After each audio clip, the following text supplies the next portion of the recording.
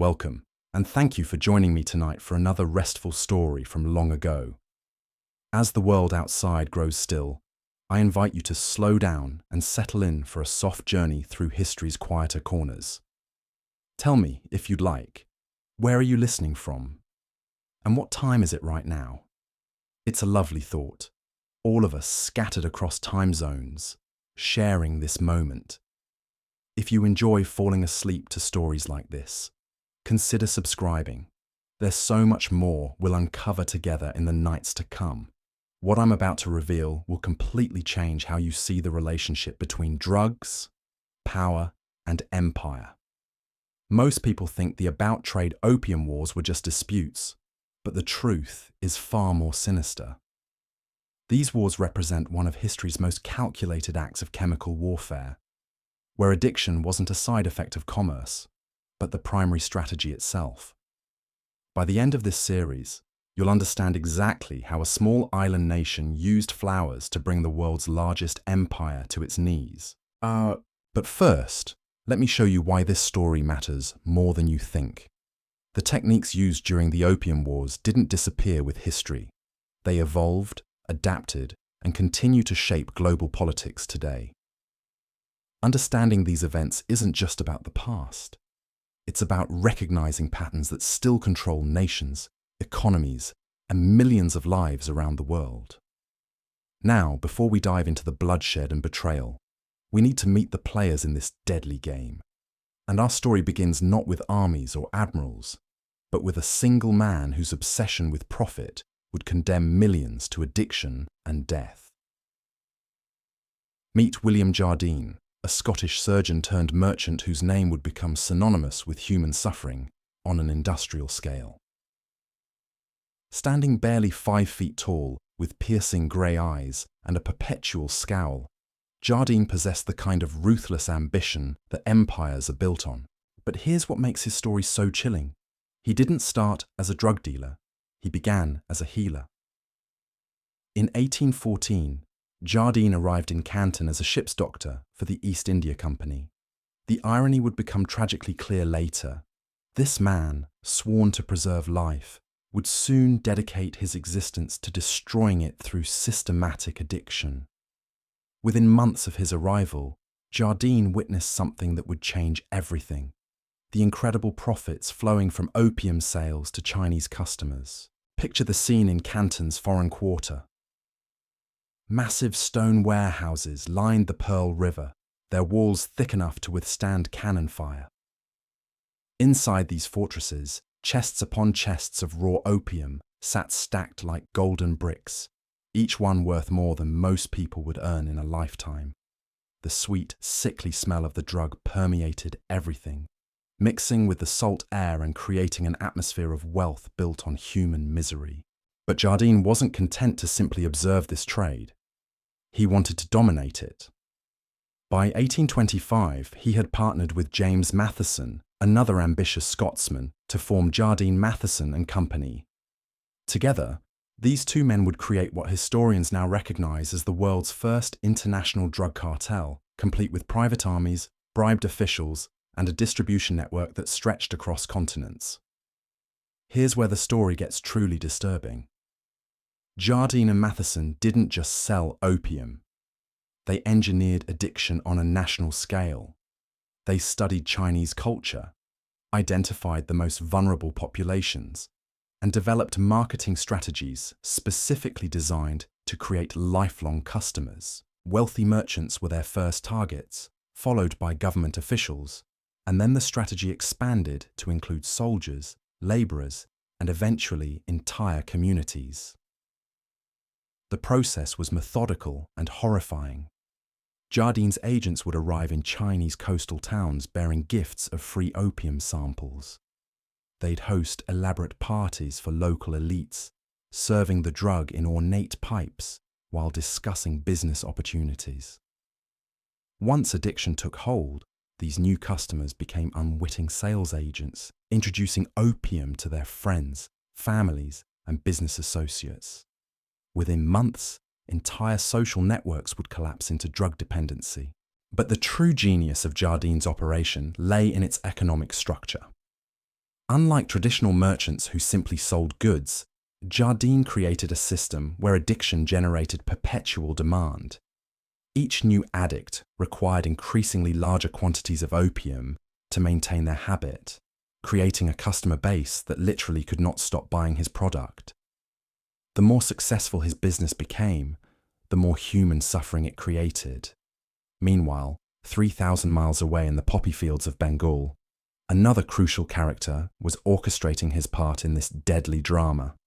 Meet Francis Rawdon Hastings, the Governor-General of British India, whose administrative genius would turn opium production from a cottage industry into an industrial machine capable of supplying millions of addicts.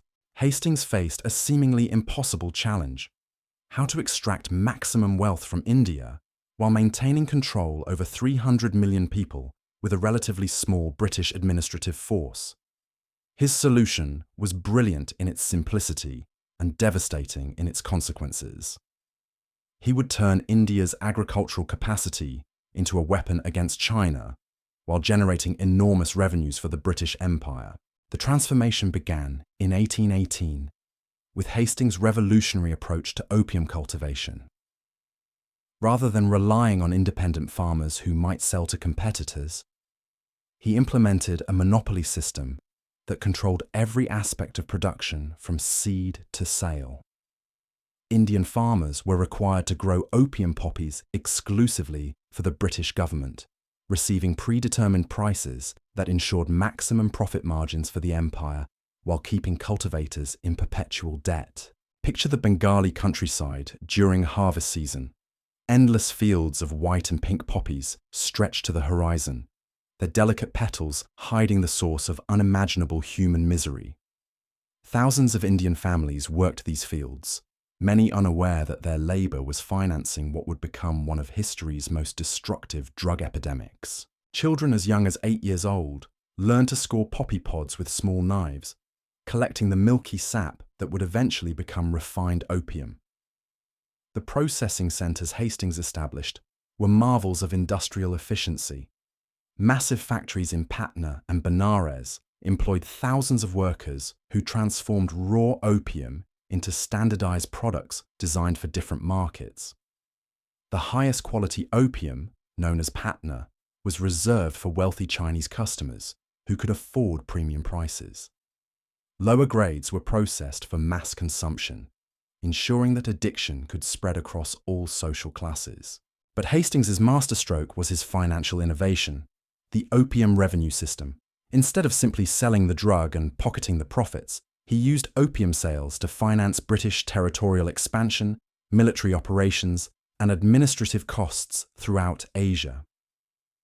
Effectively, Chinese addiction was funding British imperialism on a continental scale. Every pipe smoked in Canton helped pay for British soldiers, administrators, and infrastructure projects from Calcutta to Singapore. The numbers reveal the staggering scope of this operation. By 1830, British India was producing over 4,000 chests of opium annually, each chest containing approximately 140 pounds of refined drug. This represented enough opium to supply nearly 2 million regular users, and production was increasing exponentially each year. Hastings had created a machine that converted Indian agriculture into Chinese addiction with ruthless efficiency. Now, while Jardine built his distribution empire and Hastings perfected his production system, the real tragedy was unfolding in the lives of ordinary Chinese people who became unwitting victims of this calculated assault on their society. Let me introduce you to Chen Wei, a silk merchant from Guangzhou, whose story represents millions of similar tragedies that played out across China during this period. Chen Wei embodied everything the Confucian system valued: family loyalty, business acumen, and social responsibility. At 35 years old, he managed a successful silk trading company that had been in his family for 6 generations. His warehouse employed over 50 workers, and his trade relationships extended from Beijing to Southeast Asia. Chen Wei was exactly the kind of person Chinese society depended on for stability and prosperity. The first time Chen Wei encountered opium was at a business dinner hosted by one of Jardine's Chinese intermediaries. The setting was elegant, a traditional tea house overlooking the Pearl River, with painted screens depicting scenes of natural beauty and harmony. The irony would become apparent later. Chen Wei's host, a man named Li Ming, who had already fallen victim to addiction himself, presented opium smoking as a sophisticated social activity comparable to wine tasting or poetry appreciation. That first experience seemed harmless enough. Chen Wei felt relaxed, confident, and unusually optimistic about his business prospects. The drug enhanced his natural charisma, making conversations flow effortlessly and deals seem more promising. When Li Ming suggested they meet again the following week to discuss a major silk contract, Chen Wei eagerly agreed. He had no idea he was walking into a carefully constructed trap. Within 3 months, Chen Wei's weekly opium sessions had become daily necessities. His business meetings increasingly revolved around drug use, and he found himself unable to negotiate contracts or make important decisions without first smoking several pipes. The silk merchant, who had once prided himself on mental clarity and sharp judgment, was becoming dependent on a substance that clouded his thinking and weakened his resolve. The physical transformation was gradual but unmistakable. Chen Wei's weight dropped dramatically as his appetite disappeared. His once bright eyes became sunken and bloodshot, surrounded by dark circles that no amount of sleep could eliminate. His hands developed a persistent tremor that made writing increasingly difficult, forcing him to rely on assistance for tasks he had previously handled himself. But the psychological changes were even more devastating. Chen Wei began experiencing severe anxiety whenever he couldn't access opium, leading to panic attacks that left him gasping for breath and drenched in sweat. His personality shifted from confident leadership to desperate dependency. Business associates, who had once sought his advice, now avoided him. Recognizing the signs of advanced addiction that were becoming increasingly common throughout Chinese society. The economic impact on Chen Wei's family business was catastrophic.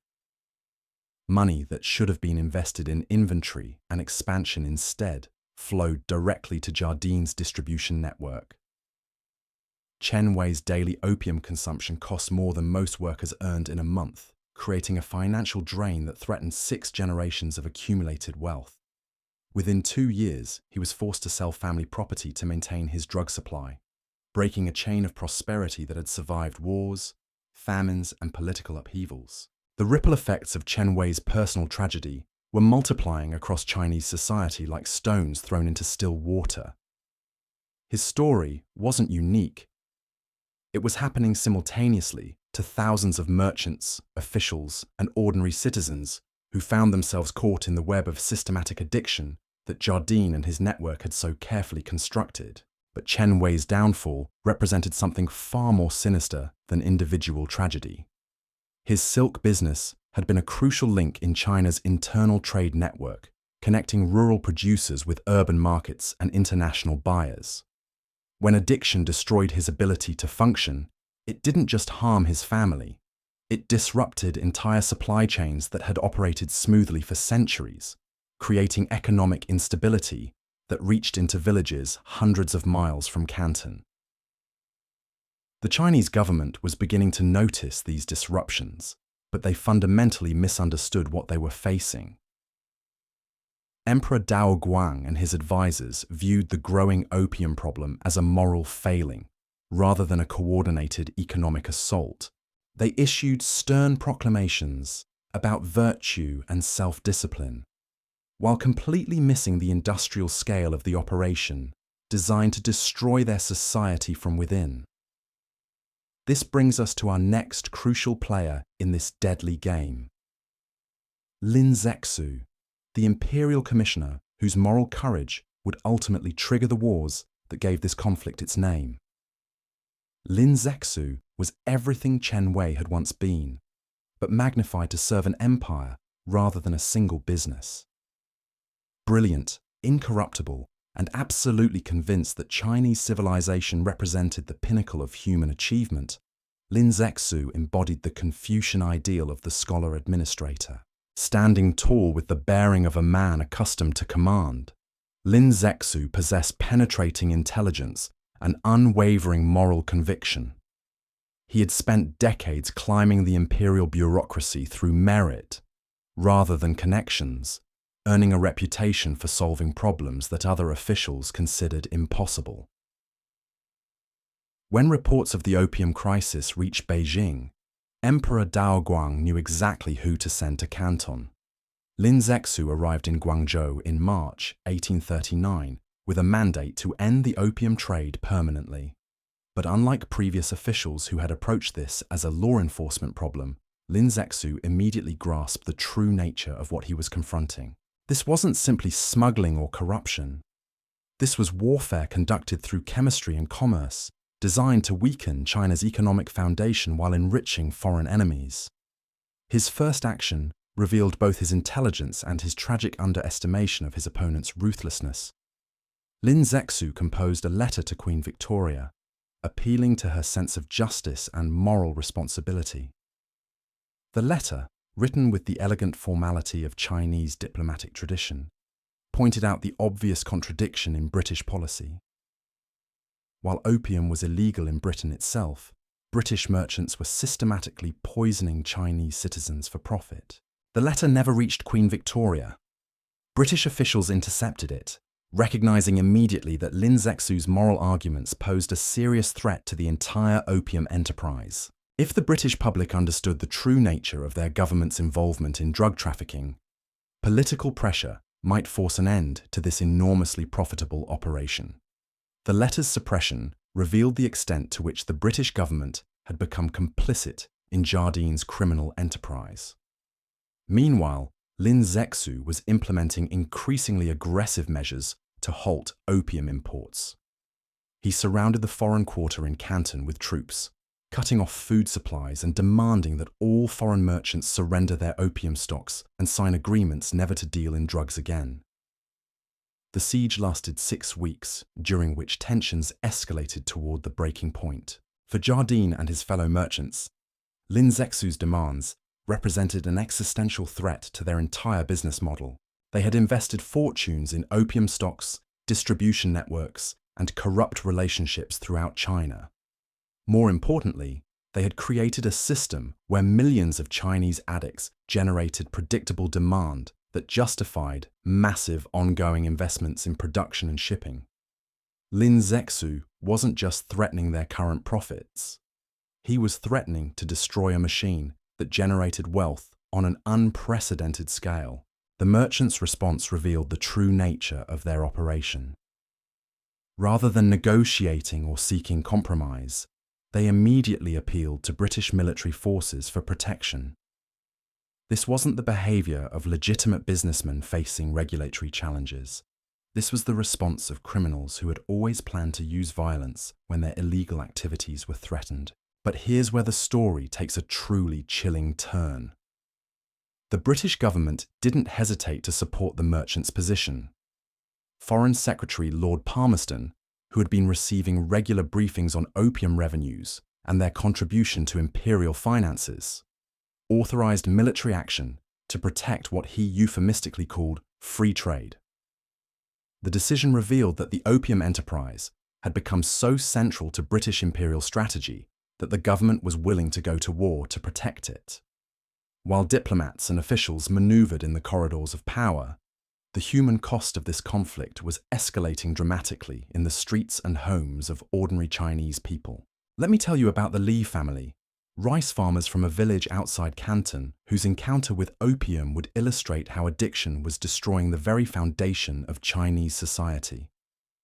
Li Guangming had worked the same rice paddies his ancestors had cultivated for over 2 centuries. His family's small plot produced enough grain to feed his household and generate a modest surplus for local markets. Like most Chinese farmers, Li Guangming lived according to seasonal rhythms that had remained unchanged for generations, planting in spring, tending through summer, harvesting in autumn, and preparing for winter during months. The opium crisis reached the quiet Li Guangming's village through his eldest son, Li Jun, who had traveled to Canton seeking better opportunities in the rapidly expanding trade economy. Li Jun was intelligent, ambitious, and eager to lift his family from subsistence farming into the merchant class.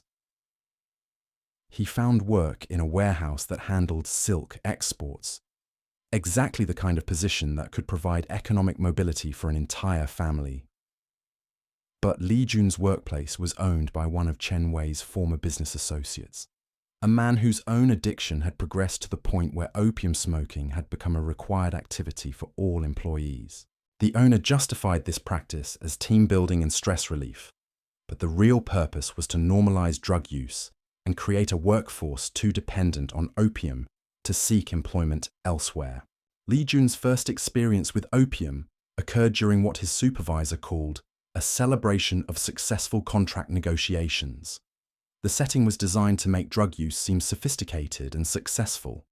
An ornate private room above the warehouse, decorated with expensive artwork and furnished with silk cushions arranged around low tables holding elaborate smoking apparatus. The immediate effects seemed entirely positive.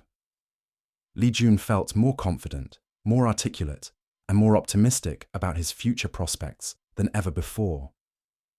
The chronic anxiety that had plagued him since leaving his village disappeared completely, replaced by a sense of calm competence that made every challenge seem manageable. When his supervisor suggested they meet regularly to discuss Li Jun's career advancement, the young man eagerly agreed. Within 6 months, Li Jun was spending more money on opium than he earned in wages. The confident young man who had left his village to seek prosperity was sending desperate letters home, begging his father for money to cover debts he couldn't explain. Li Guangming, who had never encountered addiction and couldn't understand how his responsible son had suddenly become unreliable and desperate, began selling portions of the family's rice harvest to send money to Canton. The economic drain on the Li family accelerated rapidly.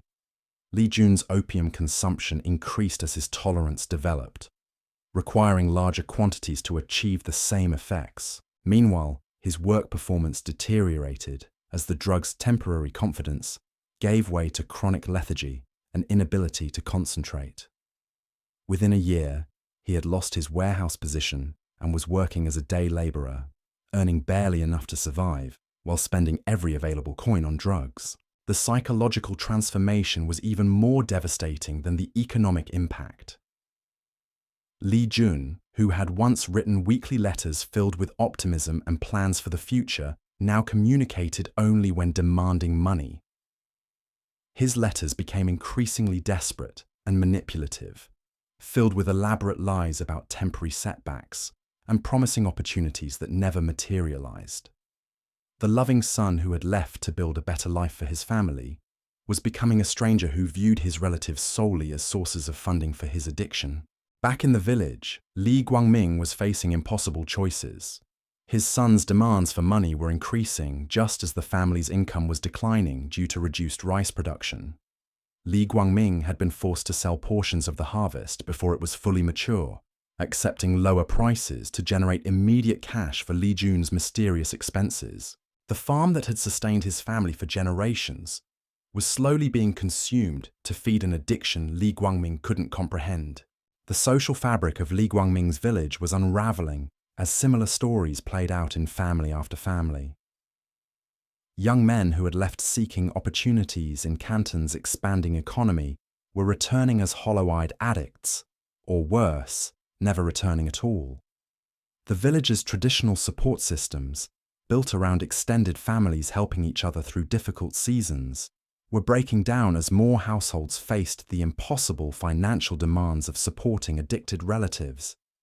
Village elders who had guided their community through floods, famines, and political upheavals found themselves helpless against this new threat. Opium addiction couldn't be solved through traditional methods of collective action and mutual support. It was an individual affliction that isolated victims from their families and communities while draining resources that entire villages needed for survival. The Li family's tragedy was multiplying across rural China as the opium epidemic spread beyond the coastal trading cities into the agricultural heartland that fed the empire. Farmers who had maintained their ancestral lands through centuries of warfare and natural disasters were losing everything to a drug they had never seen, distributed by foreigners they had never met for reasons they couldn't understand. This massive disruption of China's agricultural economy was exactly what Jardine and his associates had anticipated and planned for. A weakened, economically dependent China would be far more vulnerable to foreign commercial penetration and political influence. Every family destroyed by addiction represented not just human tragedy, but strategic advantage in the larger game of imperial competition. As spring arrived in 1840, the stage was set for the explosion of violence that would reshape the relationship between East and West for the next century. Lin Zexu's moral crusade was colliding with the British Empire's economic interests, while millions of Chinese families like the Li's Aeneas were paying the price for decisions the Chen W made in distant boardrooms and government offices. The first shots of what would become known as the Opium Wars were about to be fired, but the real battle had been raging for decades in the minds and bodies of ordinary people whose lives had become ammunition in a conflict between empires. But what Lin Zexu discovered next would shatter any remaining illusions about the scope of the crisis he faced.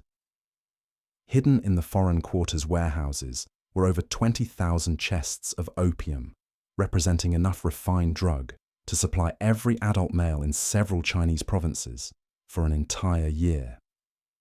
The sheer volume revealed that this wasn't opportunistic smuggling by rogue merchants. This was industrial-scale chemical warfare disguised as commerce. Standing before these mountains of wooden chests, each stamped with the seal of the British East India Company, Lin Zexu finally understood the true magnitude of what he was confronting. These weren't just drugs. They were weapons of mass destruction, carefully manufactured and strategically deployed to weaken Chinese society from within. The realization filled him with a cold fury that would drive everything he did next. Lin Zexu's decision to destroy the entire opium stockpile would trigger the First Opium War, but his reasoning was impeccable from a strategic standpoint.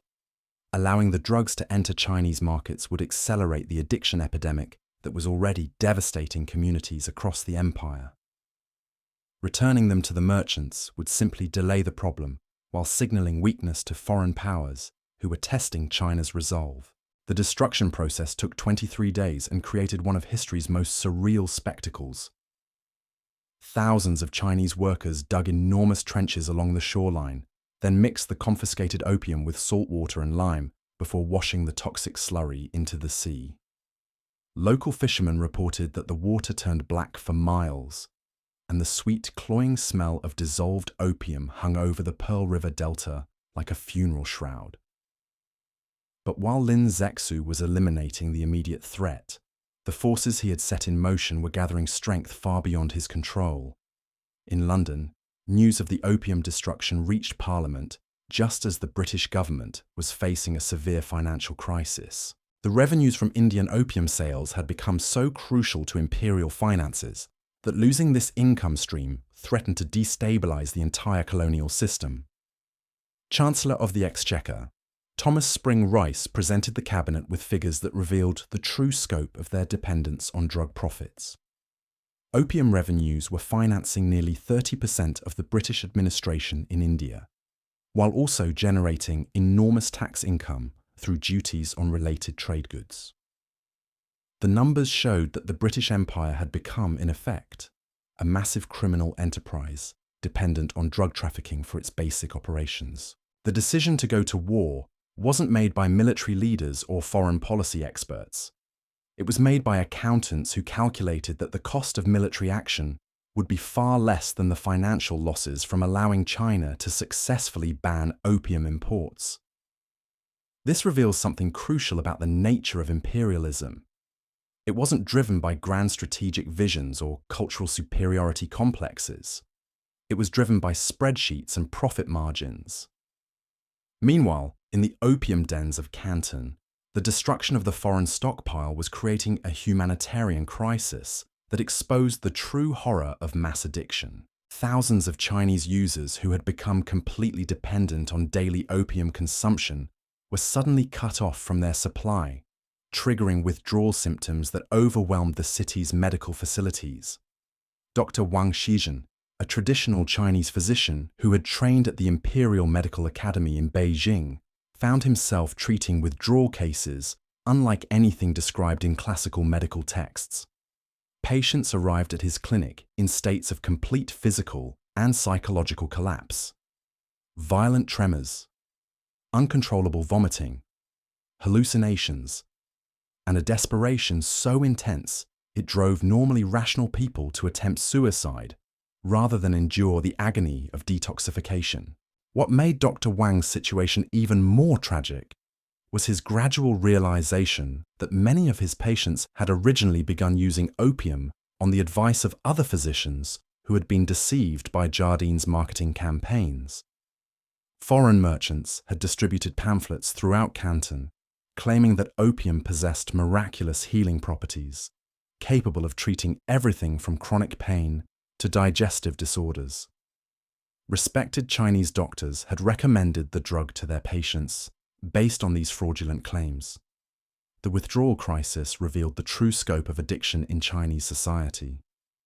Dr. Wang's clinic, designed to serve a neighborhood of perhaps 5,000 residents, was overwhelmed by over 800 patients suffering from opium withdrawal. Similar scenes were playing out across Canton as the sudden supply disruption forced the hidden epidemic into the open for the first time. But the most disturbing cases Dr. Wang encountered were the children. Entire families had become addicted together, with parents introducing opium to their children as young as 10 years old, either to share in their own escape from reality or because withdrawal made them incapable of caring for their offspring properly. These child addicts were experiencing developmental damage that would affect them for the rest of their lives, creating a generation of Chinese youth whose potential had been systematically destroyed by foreign drug dealers. The human cost of Lin Zexu's opium destruction was immediate and visible, but the political consequences were building toward an explosion that would reshape global power relationships. Utah. Governor General in Calc Auckland was receiving increasingly frantic reports from British merchants, whose entire business model had just been shattered by Lin Zexu's actions. The merchants weren't just facing temporary losses. They had borrowed enormous sums of money to finance their opium operations, with loans secured against future drug sales that could no longer be completed. Many of the most prominent British trading houses in Asia were facing immediate bankruptcy, which would trigger a financial crisis throughout the colonial system. William Jardine himself had sailed for London months before Lin Zexu's crackdown, anticipating exactly this scenario and preparing to lobby the British government for military intervention. His timing was perfect.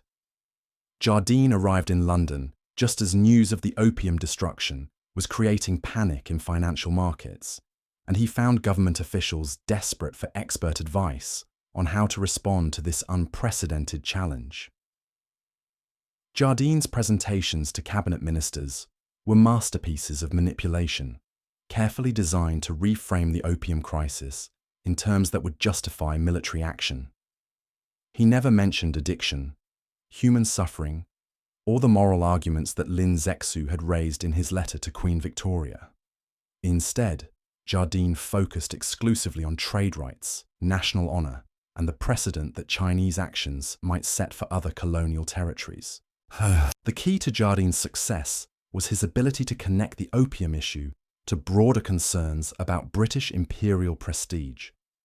He argued that allowing China to ban British goods would encourage independence movements throughout the empire, potentially triggering the collapse of colonial control in India, Southeast Asia, and other crucial territories. This argument resonated powerfully with officials who were already nervous about growing resistance to British rule in multiple regions. But Jardine's most effective argument was economic rather than political. He presented detailed calculations showing that successful Chinese resistance to opium imports would cost the British Treasury over £2 million annually in lost revenues, while also eliminating thousands of jobs in Britain's manufacturing centres that produced goods for the China trade. These numbers transformed the opium issue from a moral question into an economic necessity. The British government's decision to authorise military action against China was announced in Parliament, with language that completely obscured the true nature of the conflict. Foreign Secretary Palmerston described the upcoming campaign as a defence of free trade principles and British commercial rights, never mentioning that the goods in question were illegal drugs that were destroying Chinese society. This linguistic manipulation reveals something crucial about how imperial powers justified their actions to domestic audiences. The British public was never told that their government was going to war to protect drug dealers. Instead, they were told that British merchants were being unfairly treated by Chinese authorities who refused to respect international commercial law. The propaganda campaign that accompanied Britain's preparations for war created a narrative that would persist for decades. China was portrayed as a backward, xenophobic nation that refused to engage with the modern world, while Britain represented progress, free trade, and international law. This narrative conveniently ignored the fact that opium was illegal in Britain itself, and that British authorities regularly executed their own citizens for drug trafficking. As British naval forces began assembling in Indian ports for the journey to Chinese waters, the human tragedy that had started with individual stories like Chen Wei and Li Jun was expanding into a catastrophe that would affect millions of lives. The opium wars were about to begin, but the real war had been raging for years in the minds and bodies of ordinary Chinese people who had become unwitting casualties in a conflict between empires. The British fleet that sailed for China in early 1840 consisted of 16 warships carrying over 4,000 troops, supported by armed merchant vessels and transport ships loaded with supplies for an extended campaign. This was no diplomatic mission or limited police action. This was a full-scale military invasion designed to force China to accept unlimited opium imports at gunpoint. Admiral George Elliot, commanding the British expedition, had received explicit instructions that revealed the true nature of his mission. He was not merely to protect British merchants or secure compensation for destroyed opium. He was to force the Chinese government to legalise opium imports, establish permanent British trading posts throughout China, and accept extraterritorial legal jurisdiction that would place British subjects beyond Chinese law. These demands went far beyond anything that could be justified by the opium destruction incident. They represented a comprehensive plan to reduce China to colonial status, eliminating Chinese sovereignty over their own territory and economy. The opium issue had become a pretext for imperial conquest on a scale that would dwarf anything Britain had accomplished in India or Southeast Asia. But as the British fleet approached Chinese waters, they were sailing toward a collision with forces they had seriously underestimated. Lin Zexu had spent months preparing for exactly this scenario, and his countermeasures would demonstrate that the Chinese Empire still possessed resources and capabilities that foreign powers had failed to recognize. The opening battles of the First Opium War would reveal the true stakes of this conflict, not just the right to sell drugs, but the future of Chinese civilization itself. And caught between these colliding empires were millions of ordinary people whose lives had already been shattered by addiction, and who now faced the additional horror of a war fought to ensure their continued suffering. Captain Chen Liansheng stood on the walls of the Bogue forts, watching the British fleet approach through his telescope. As a veteran of campaigns against pirates and rebels, Chen Liansheng had seen combat before, but nothing had prepared him for what he was witnessing now. The British ships moved in perfect formation, their hulls bristling with cannon that outranged anything in the Chinese arsenal. But Chen Liansheng wasn't just a military officer. He was also a father whose own son had fallen victim to opium addiction 2 years earlier. Standing on those fortress walls, watching foreign warships approach to force more drugs into his homeland, Chen Liansheng understood exactly what this war was really about. This wasn't a conflict over trade rights or diplomatic protocol. This was a fight for the survival of Chinese civilization itself.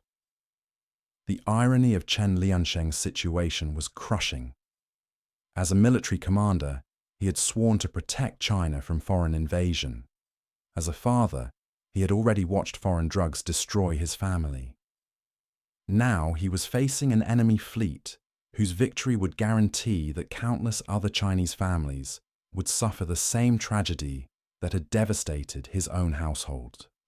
Chen Liansheng's son, Chen Ming, had been a promising scholar preparing for the imperial examinations when he first encountered opium at a study group hosted by wealthy classmates. Like Li Jun and thousands of other young Chinese men, Chen Ming had been introduced to the drug as a social activity among ambitious, educated people who viewed opium smoking as a mark of sophistication and success. The transformation had been swift and devastating. Within months, Chen Ming's academic performance collapsed as his priorities shifted from scholarly achievement to drug acquisition. The young man who had once spent hours discussing classical philosophy was now incapable of focusing on anything except his next opium session. His father watched helplessly as years of education and preparation were destroyed by a substance that turned his son into a stranger. By the time British warships appeared on the horizon, Chen Ming was living in an opium den in Canton, supporting his addiction through petty theft and begging. The promising young scholar had become one of the skeletal figures that haunted the city's back alleys, existing only to consume the drug that was slowly killing him. Chen Liansheng knew that a British victory would mean that thousands of other fathers would watch their sons follow the same path to destruction. The personal stakes for Chinese military commanders like Chen Liansheng were unlike anything their British opponents could comprehend. British officers were fighting for career advancement, imperial glory, and commercial profits.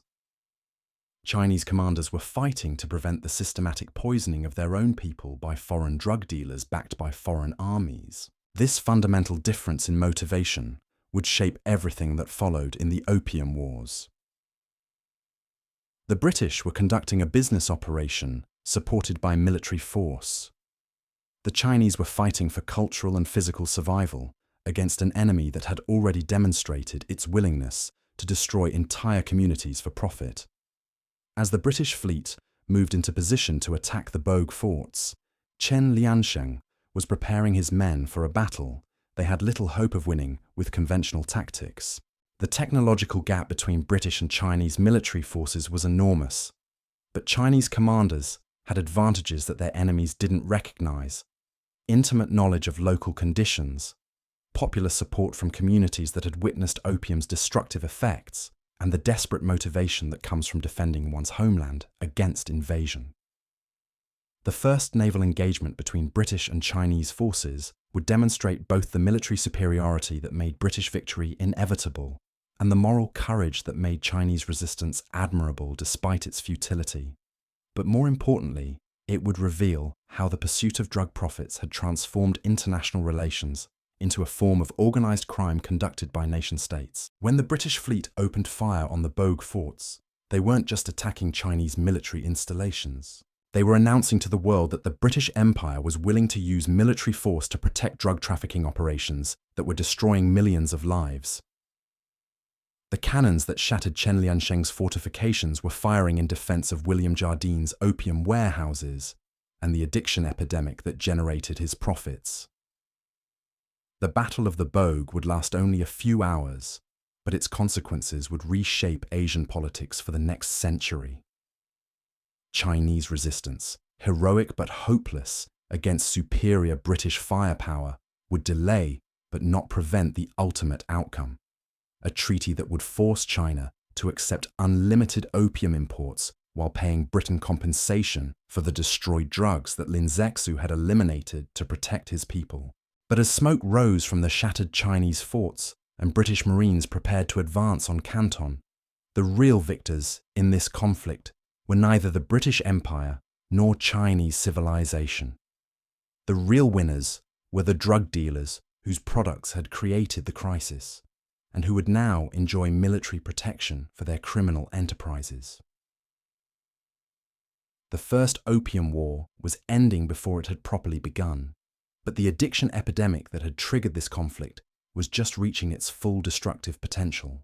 Millions of Chinese people who had never heard of William Jardine or Lin Zexu were about to discover that their lives had become commodities in a global market where human suffering was measured in pounds sterling and military victories were won to protect the right to destroy entire societies for profit. The destruction of Chen Liansheng's fortress marked more than just a military defeat. It represented the moment when drug trafficking officially became British foreign policy. As Chinese cannons fell silent and smoke drifted across the Pearl River, something unprecedented in human history was taking shape.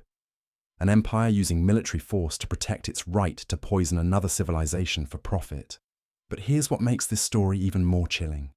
The British victory at the Bogue wasn't the end of Chinese resistance. It was the beginning of a systematic campaign to break every institution that might oppose the expansion of opium addiction. What followed would demonstrate how thoroughly the British had studied Chinese society, identifying and targeting the specific cultural foundations that held communities together. Meet Commissioner Qi Shan, the Manchu official who replaced Lin Zexu after the emperor decided that moral crusades were less important than avoiding further military disasters. Qi Shan represented everything that was pragmatic and calculating about imperial Chinese governance. Unlike Lin Zexu, who saw the opium crisis in terms of right and wrong, Qi Shan approached it as a problem to be managed rather than solved. Standing in the ruins of what had been Lin Zexu's headquarters, Qi Shan faced an impossible situation. The British fleet controlled Chinese coastal waters and could attack any port at will. Meanwhile, opium withdrawal was creating social chaos in every major city as addicted officials, merchants and workers struggled to function without their daily drug supply. The empire was simultaneously facing foreign invasion and internal collapse. Qi Shan's solution revealed both his intelligence and his tragic misunderstanding of what he was confronting. He decided to negotiate a limited opium trade that would satisfy British demands while minimizing damage to Chinese society. The plan seemed reasonable. Allow controlled imports through designated ports, tax the trade heavily to discourage excessive use, and use the revenues to fund addiction treatment programs. What Qi Shan failed to understand was that controlled addiction was impossible when dealing with substances specifically designed to create uncontrollable dependency. Jardine and his associates had spent years perfecting distribution methods that turned occasional users into desperate addicts who would do anything to maintain their supply. There was no such thing as a small opium trade, just as there was no such thing as being slightly pregnant. The negotiations between Qi Shan and British representatives took place in an atmosphere of barely concealed contempt on both sides. British negotiators viewed Chinese officials as obstacles to profitable drug and Howard distribution, while Chinese diplomats struggled to comprehend a supposedly civilized nation could base its foreign policy on trafficking illegal substances. Captain Charles Elliot, the British Superintendent of Trade, embodied the moral contradictions that defined his empire's position. A career naval officer who prided himself on honour and duty, Elliot was simultaneously negotiating to protect drug dealers whose activities he privately despised. His letters to London reveal a man caught between professional obligations and personal conscience, trying to serve an empire whose values he could no longer entirely respect. But Elliot's personal struggles were irrelevant compared to the human catastrophe unfolding around the negotiation table. While diplomats debated the technical details of opium import quotas, real people were dying from overdoses, withdrawal, and the social chaos that addiction created in their communities. Let me tell you about the Huang family, silk weavers whose workshop had operated in the same Canton neighborhood for 4 generations. Master Huang Dexian employed 12 skilled workers who produced fabric for wealthy customers throughout southern China. His workshop represented exactly the kind of small-scale manufacturing that formed the backbone of Chinese urban economy. The opium epidemic reached the Huang workshop through Master Huang's most talented apprentice, a young man named Wu Feng, whose exceptional skills had earned him the privilege of handling the family's most important commissions. Wu Feng's introduction to opium followed the same pattern that was destroying skilled workers throughout Canton. A celebration of completed work, hosted by customers who viewed drug use as an expression of success and sophistication. Within months, Wu Feng's legendary attention to detail was replaced by the sloppy craftsmanship of someone whose hands shook too badly to control delicate threads. Silk patterns that had once been perfect began showing irregularities that reflected the chaos in Wu Feng's nervous system. Customers who had specifically requested his work started asking for different weavers, creating a ripple effect that threatened the workshop's reputation. Master Huang faced the same impossible choice that was confronting employers throughout Chinese society. Wu Feng's skills were irreplaceable, representing years of training and artistic development that couldn't be quickly duplicated. But his addiction was making him unreliable and potentially dangerous around expensive materials and delicate equipment. Traditional apprenticeship relationships built on mutual loyalty and respect were being destroyed by a drug that turned trusted workers into desperate thieves. The economic pressure on the Huang workshop intensified as more workers began using opium. What started as Wu Feng's individual problem spread through the workplace like a contagious disease, with established craftsmen introducing newer employees to drug use during work breaks and after-hours social gatherings. Within 2 years, 8 of Master Huang's 12 employees were spending more money on opium than they earned in wages. The transformation of the workshop's social dynamics was even more devastating than the economic impact. Relationships that had been built on shared pride in craftsmanship deteriorated into mutual suspicion as workers began stealing from each other to fund their drug purchases. Master Huang found himself installing locks on supply cabinets and monitoring his employees like a prison warden, rather than leading them like a master craftsman. But the most heartbreaking aspect of the Huang family's tragedy was watching their own children fall victim to the epidemic. Master Huang's teenage son, who had been learning trade with the family enthusiasm and natural talent, began experimenting with opium after witnessing his father's workers using the drug. The boy who had once spent hours perfecting his weaving technique was now sneaking out at night to visit opium dens, where he traded family valuables for drugs. The destruction of the Huang workshop wasn't an isolated incident. It was happening simultaneously to thousands of family businesses throughout China as the opium epidemic systematically dismantled the social structures that had sustained Chinese civilization for centuries. Jardine's distribution network wasn't just selling drugs, it was destroying the human relationships that made organized society possible. Meanwhile, the negotiations between Qishan and British representatives were producing agreements that would accelerate rather than control this social catastrophe. The Convention of Chuanbi, signed in January 1841, represented Qishan's attempt to find a compromise that would satisfy British demands while limiting damage to Chinese society. The agreement was a masterpiece of wishful thinking that completely misunderstood the nature of addiction as both a medical condition and a business model. Under the convention's terms, Britain would receive Hong Kong as a permanent trading base, plus $6 million in compensation for the opium that Lin Zexu had destroyed. More importantly, British merchants would enjoy extraterritorial legal protection, meaning that drug dealers could operate in Chinese territory without being subject to Chinese law. This provision effectively legalized drug trafficking by making it impossible for Chinese authorities to prosecute foreign merchants who were poisoning Chinese citizens. Qishan's tragic miscalculation was believing that British drug dealers would voluntarily limit their operations to avoid destabilizing Chinese society. He failed to understand that destabilization was the point, not an unfortunate side effect. Jardine and his associates had specifically designed their distribution methods to create maximum social disruption, weakening Chinese institutions while generating maximum profits from human suffering. The convention also established a precedent that would shape international relations for the next century. Military force could be used to protect illegal drug trafficking if the profits were sufficiently large, and the victims sufficiently powerless. This principle would be applied repeatedly throughout the colonial period, whenever indigenous populations attempted to restrict the import of substances that were destroying their societies. But even as Qi Shan was signing agreements that he hoped would end the crisis, new players were entering the game with strategies that would make Jardine's operation look restrained by comparison. Meet Dent and Company, Jardine's primary competitor in the opium trade, whose approach to market expansion would introduce innovations in drug distribution that maximize both addiction rates and profit margins. Lancelot Dent had watched Jardine's success with the calculating eye of someone who understood that first-mover advantages in illegal markets were temporary.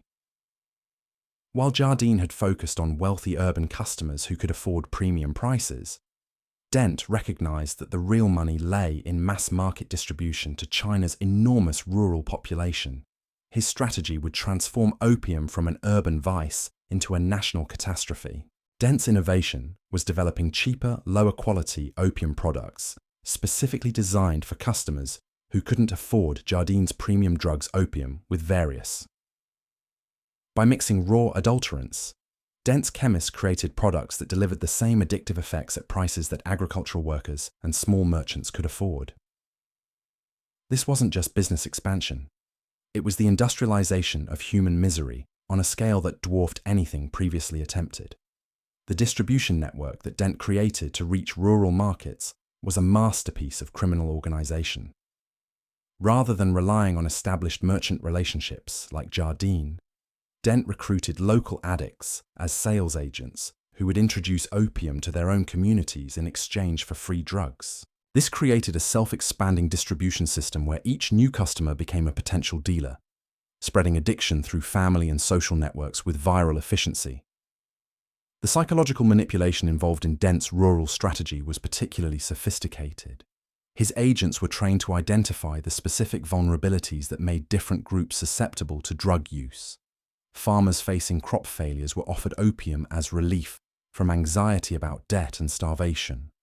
Soldiers dealing with combat stress were told that opium would help them sleep and forget traumatic experiences. Women struggling with domestic violence were promised that drugs would provide escape from unbearable situations. But Dent's most cynical innovation was targeting Chinese traditional medicine practitioners, convincing them that opium possessed legitimate therapeutic properties that could help their patients. By distributing fraudulent medical literature that described opium as a cure for everything from chronic pain to digestive disorders, Dent's organization turned respected healers into unwitting drug dealers who introduced addiction to their most vulnerable patients. Dr. Li Shichen, a traditional physician whose family had practiced medicine for 6 generations, found himself caught in this web of deception without initially realizing what was happening. When foreign merchants began distributing pamphlets describing opium's medical benefits, Dr. Li studied the materials with the same scholarly attention he applied to classical medical texts. The fraudulent literature was remarkably sophisticated, complete with fabricated case studies and testimonials from supposed medical experts.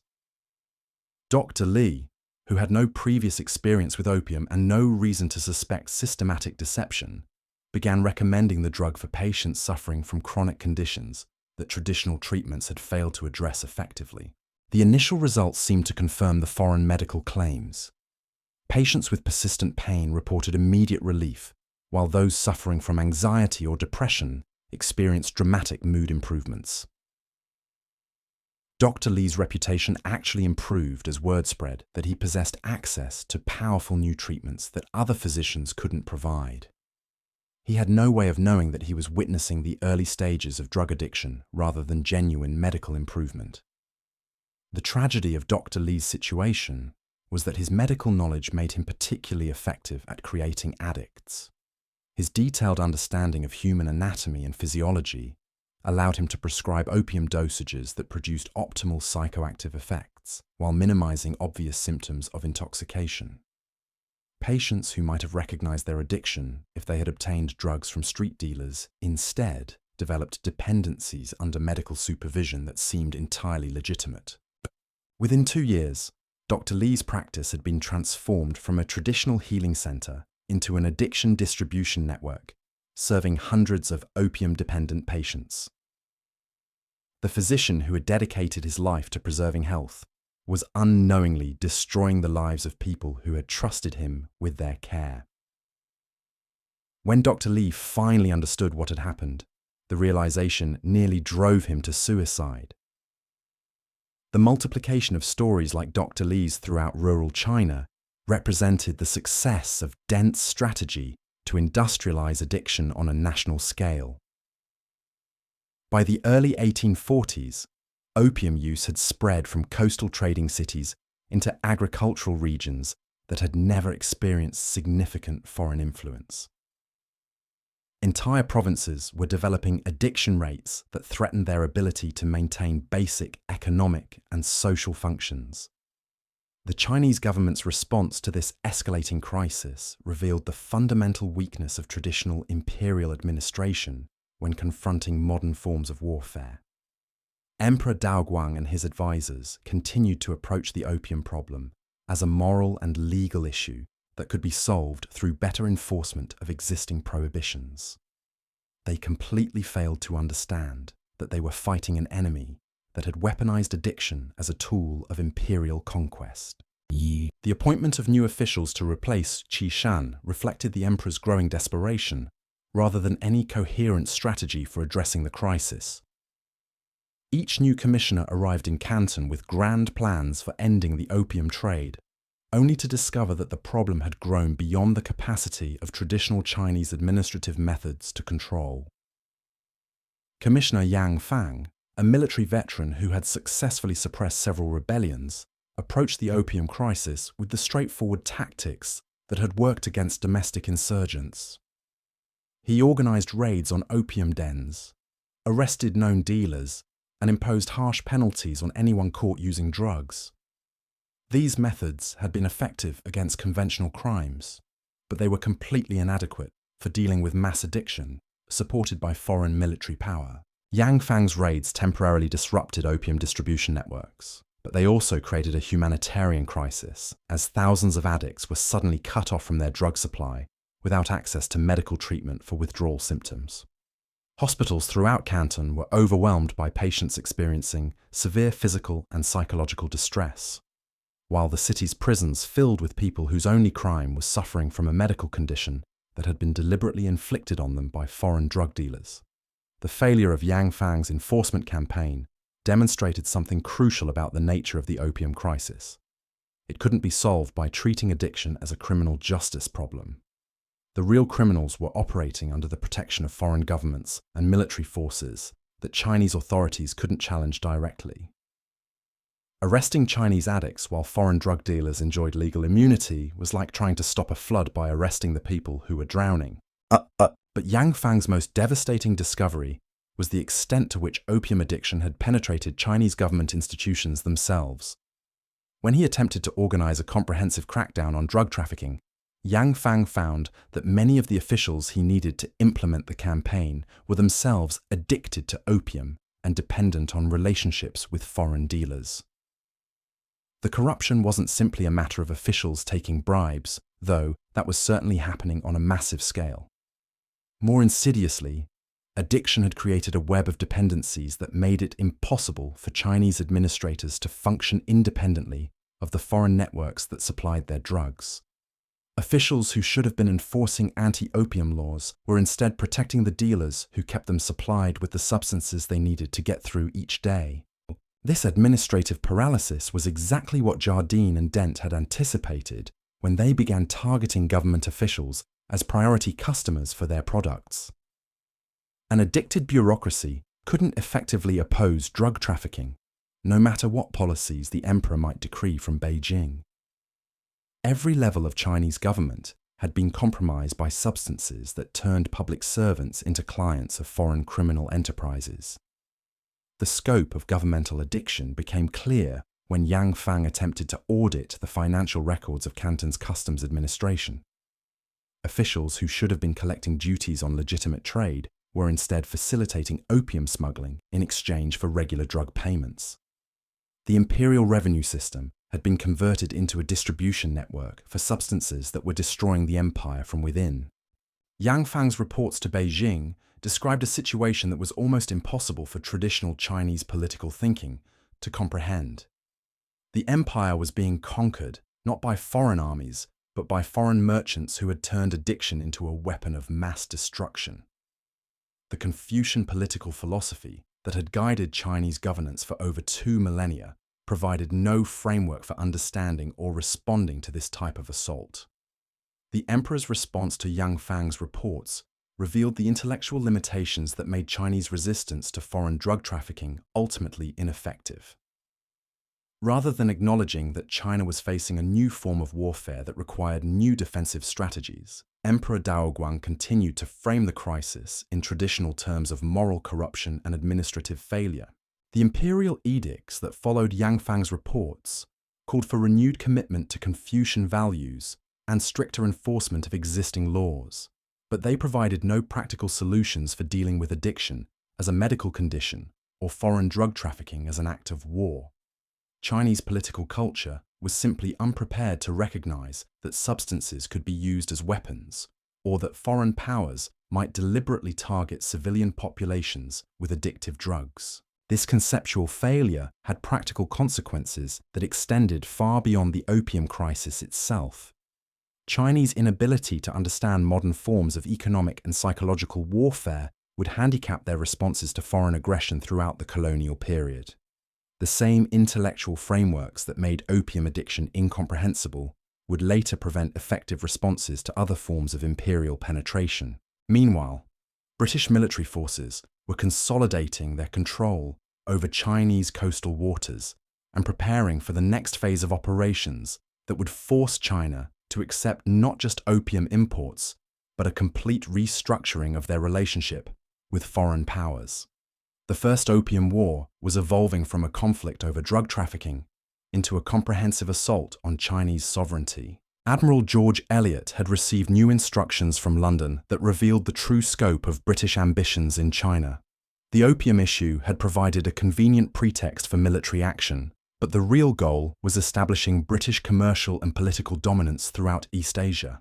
Every Chinese defeat strengthened Britain's position for demanding concessions that would transform China from an independent empire into a semi-colonial dependency. The British strategy was methodical and comprehensive.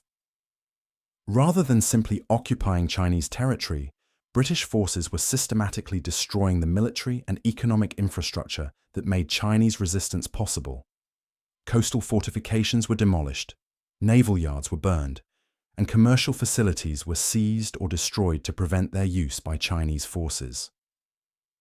But the most devastating aspect of British operations was their deliberate targeting of civilian infrastructure that had no military significance.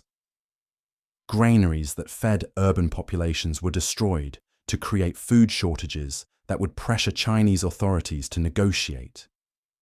Irrigation systems that supported agricultural production were damaged to reduce tax revenues that funded Chinese military forces. These tactics violated every principle of civilized warfare, but they were highly effective at breaking Chinese will to resist. The human cost of these operations was enormous, but it was carefully hidden from British public opinion through censorship and propaganda that portrayed the campaign as a limited police action against Chinese aggression. British newspapers reported military victories without mentioning the civilian casualties or the destruction of non-military targets that made those victories possible. Captain William Hutchin Hall, commanding HMS Nemesis, participated in operations that he later described in private letters as systematic terrorism designed to break Chinese morale rather than defeat Chinese military forces. Hall's ship was equipped with the latest naval technology, giving it overwhelming advantages against Chinese coastal defenses, but the real purpose of its missions was demonstrating British willingness to use unlimited violence against civilian targets. The psychological impact of these demonstrations was exactly what British strategists had intended. Chinese officials who witnessed the destruction of their coastal cities understood that resistance would bring even greater suffering to their people. while submission might at least limit the damage to manageable levels. This calculation would shape Chinese negotiating positions throughout the remainder of the conflict. But while British military operations were achieving their immediate objectives, they were also creating long-term consequences that would destabilize East Asian politics for generations. The precedent of using military force to protect drug trafficking would be applied repeatedly throughout the colonial period, normalizing the use of violence to maintain commercial relationships that were fundamentally exploitative. More immediately, British military success was accelerating the expansion of opium addiction throughout Chinese society. Each new port that fell under British control became a distribution center for drugs that spread inland along trade routes and river systems. Military conquest and addiction epidemic were reinforcing each other in a cycle that was systematically destroying Chinese social organization. The town of Ningbo, captured by British forces in October 1841, illustrates how military occupation facilitated drug distribution. Within weeks of the British takeover, opium dealers had established operations throughout the city, targeting local merchants, artisans, and even Chinese soldiers who had surrendered rather than face annihilation by superior British firepower. Zhang Mingshan, a Ningbo merchant who had initially welcomed British occupation as an end to the uncertainty of warfare, found himself confronting a situation far worse than military defeat. The foreign merchants who arrived with British military protection weren't interested in legitimate trade relationships. They were focused exclusively on creating as many opium addicts as possible, using methods that deliberately targeted the most vulnerable members of Chinese society. Zhang Mingshan watched his own neighborhood transform as addiction spread from household to household like a plague. Families that had maintained their prosperity through generations of careful management were destroyed within months as breadwinners spent their earnings on drugs instead of food and shelter. Children who should have been attending school were instead scavenging for anything they could sell to support their parents' addictions. The social fabric that had held Ningbo together was unraveling as addiction destroyed the relationships of mutual obligation and respect that made community life possible. Traditional authority figures lost their influence as addiction created new power structures based on access to drugs rather than wisdom, experience, or moral character. Criminal organizations that had never existed in Ningbo began emerging to serve the growing market for illegal substances and the violence that drug trafficking inevitably generated. But perhaps the most disturbing aspect of Ningbo's transformation was the speed with which normal people adapted to abnormal circumstances. Zhang Mingshan found himself accepting levels of human misery that would have been unthinkable before the British occupation, simply because the alternative was confronting a reality too horrible to acknowledge. The psychological defense mechanisms that allowed individuals to cope with trauma were enabling entire communities to normalize their own destruction. This normalization of catastrophe was occurring throughout British-occupied China as addiction became so widespread that it began to seem like a natural part of human existence rather than a deliberately inflicted condition. Communities that had never experienced significant drug use were developing the social institutions and cultural practices that made mass addiction manageable rather than addressing its root causes. The economic adaptations were particularly revealing. Traditional Chinese commerce had been based on long-term relationships built through reputation and mutual benefit. But opium addiction created markets where short-term desperation replaced long-term planning, where customers would pay any price for immediate relief from withdrawal symptoms, and where normal commercial ethics became obstacles to profit maximization. Zhang Mingshan found himself forced to choose the commercial relationships that had sustained his addicts, who would promise anything to obtain, between maintaining his traditional business practices and a DAP that turned trustworthy people into compting to the new economic reality that British occupation had created. Customers who had once ulsive liars and thieves. The transformation of individualling throughout British-occupied territory, creating a new family's business for decades, were being destroyed by substances, merchants like Jiang Mingshan, was multiple been reliable partners, were now desperate credit, but could never fulfill their obligations, was emerging in places like Ningbo wool beyond the opium trade itself, affecting every aspect of commercial control. The British model of occupation, that and social life, in regions under foreign economic system based on exploitation rather than mutual benefit. This system would eventually extend far victims of imperial aggression. The IT provided for other potential opium wars demonstrated that even the whirl of British success in China was the lesson, the most important consequence application of addiction as a weapon of war. This resistance to foreign domination, but indigenous populations showed signs of effective civilization, could be brought to submission through the systematic to be replicated throughout Asia and Africa colonial control. The combination of military force and tool of imperial administration used whenever systematic addiction would become a standard. Powers adopted similar strategies, for as other Europeans' largest and most sophisticated precedent would influence imperial strategies throughout the colonial period, normalizing the use of substances as 1841 drew to a close, the tools of political control. Pattern that would define the remainder of the military resistance was opium wars had been established. Chinese heroic but hopeless against superior British technology and tactics. Chinese administrative responses were sophisticated but irrelevant to the real nature of the crisis they faced. And Chinese society was being systematically destroyed by substances that turned normal people into desperate customers for foreign criminal enterprises. The human cost of this growing exponentially with conflict was already enormous, and each British victory. Millions of Chinese people who had never heard of William Jardine or Lord Palmerston were discovering that their lives had become commodities in a global market where suffering was measured in pounds, sterling, and empires were built on the systematic destruction of human potential. But the story was far from over. The First Opium War would end with Chinese defeat and humiliation, but it would also set the stage for even more devastating conflicts as China struggled chaos that addiction had created throughout dealing with the internal their society. The real to respond to foreign aggression, while tragedy of the Opium Wars was in civilized nations to use any revealed about the willingness of supposedly just what happened to China, but what it method, no matter how cruel, to maintain their economic and political advantages peoples over less powerful. The Treaty of Nanking, signed in August 1842, represented far more than Chinese military defeat. It was the moment when drug trafficking officially became international law, protected by treaties that future generations would be forced to honor.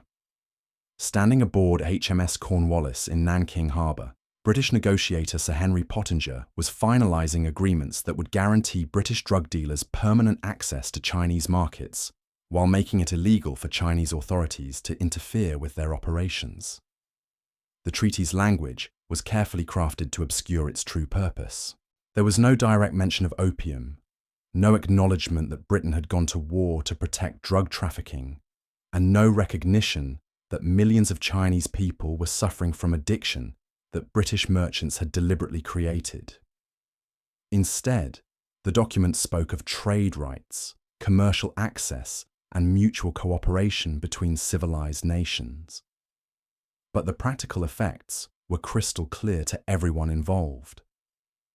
British merchants would enjoy extraterritorial legal protection, meaning they could distribute illegal drugs without fear of prosecution by Chinese courts.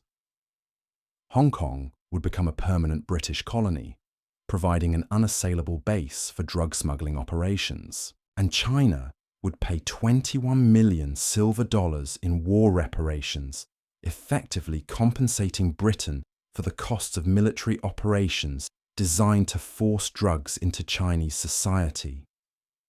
The most devastating clause required China to open 5 additional ports to British trade, creating new entry points for opium distribution that would spread addiction into regions that had previously been protected by geography and isolation. Canton, Amoy, Fuzhou, Ningbo, and Shanghai would become centers of foreign drug trafficking, each one serving as a hub for distribution networks that reached deep into China's interior. Sir Henry Pottinger understood exactly what he was accomplishing.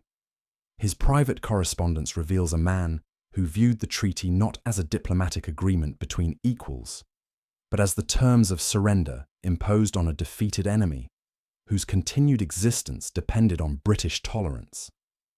The language of mutual respect was pure theatre, designed to make the arrangements palatable to international opinion. The Chinese negotiators faced an impossible situation.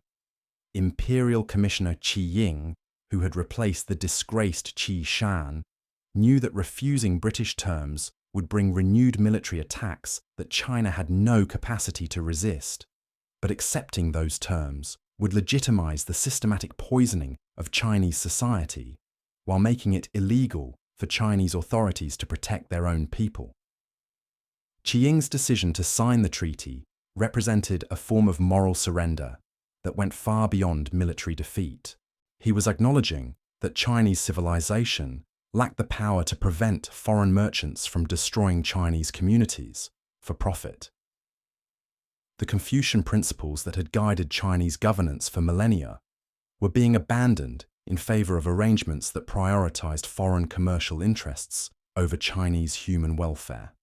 The signing ceremony itself was designed to demonstrate Chinese submission to British authority. Qi Ying was required to perform the traditional kowtow before British officials, symbolically acknowledging that China had become subordinate to foreign powers that could dictate the terms of Chinese existence. The ritual humiliation was intended to break Chinese psychological resistance to foreign domination while establishing precedents for future negotiations. But while diplomats were formalizing agreements in Nanking, the real consequences of British victory were playing out in the lives of ordinary Chinese people whose communities had become laboratories for industrial-scale addiction. Let me tell you about the Wang family, rice farmers from a village near the newly opened port of Shanghai, whose encounter with the expanding opium trade would illustrate how treaty provisions translated into human suffering on a massive scale.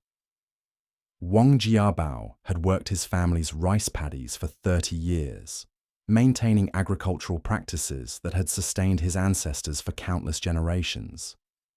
His farm produced enough grain to feed his household while generating modest surpluses that could be sold in local markets during good harvests. Like most Chinese farmers, Wang Jiabao lived according to seasonal rhythms that connected him to natural cycles and community traditions that had remained stable for centuries. But the transformation of Shanghai from a small trading town into a major international port brought dramatic changes to Wang Jiabao's region. Foreign merchants arrived with capital and connections that disrupted traditional economic relationships, while new transportation networks made it profitable to ship goods over distances that had previously been economically prohibitive. Initially, these changes seemed beneficial to local farmers who could now sell their products in expanded markets at higher prices.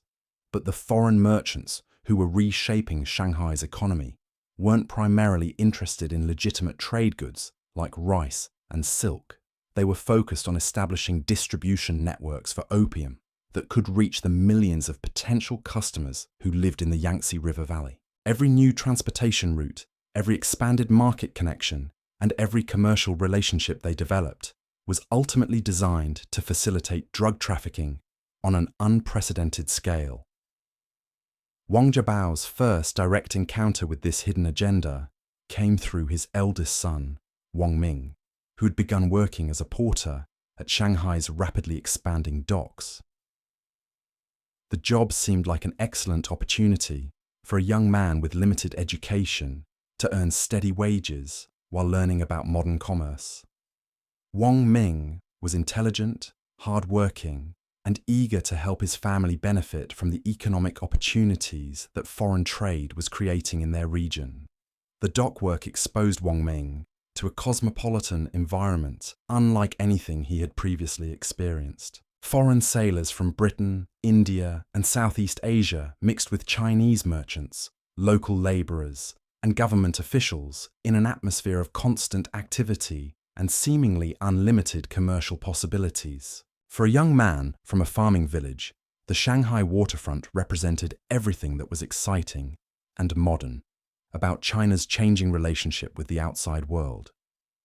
But Wang Ming was working in facilities that had been specifically designed to facilitate opium smuggling while maintaining the appearance of legitimate commercial operations.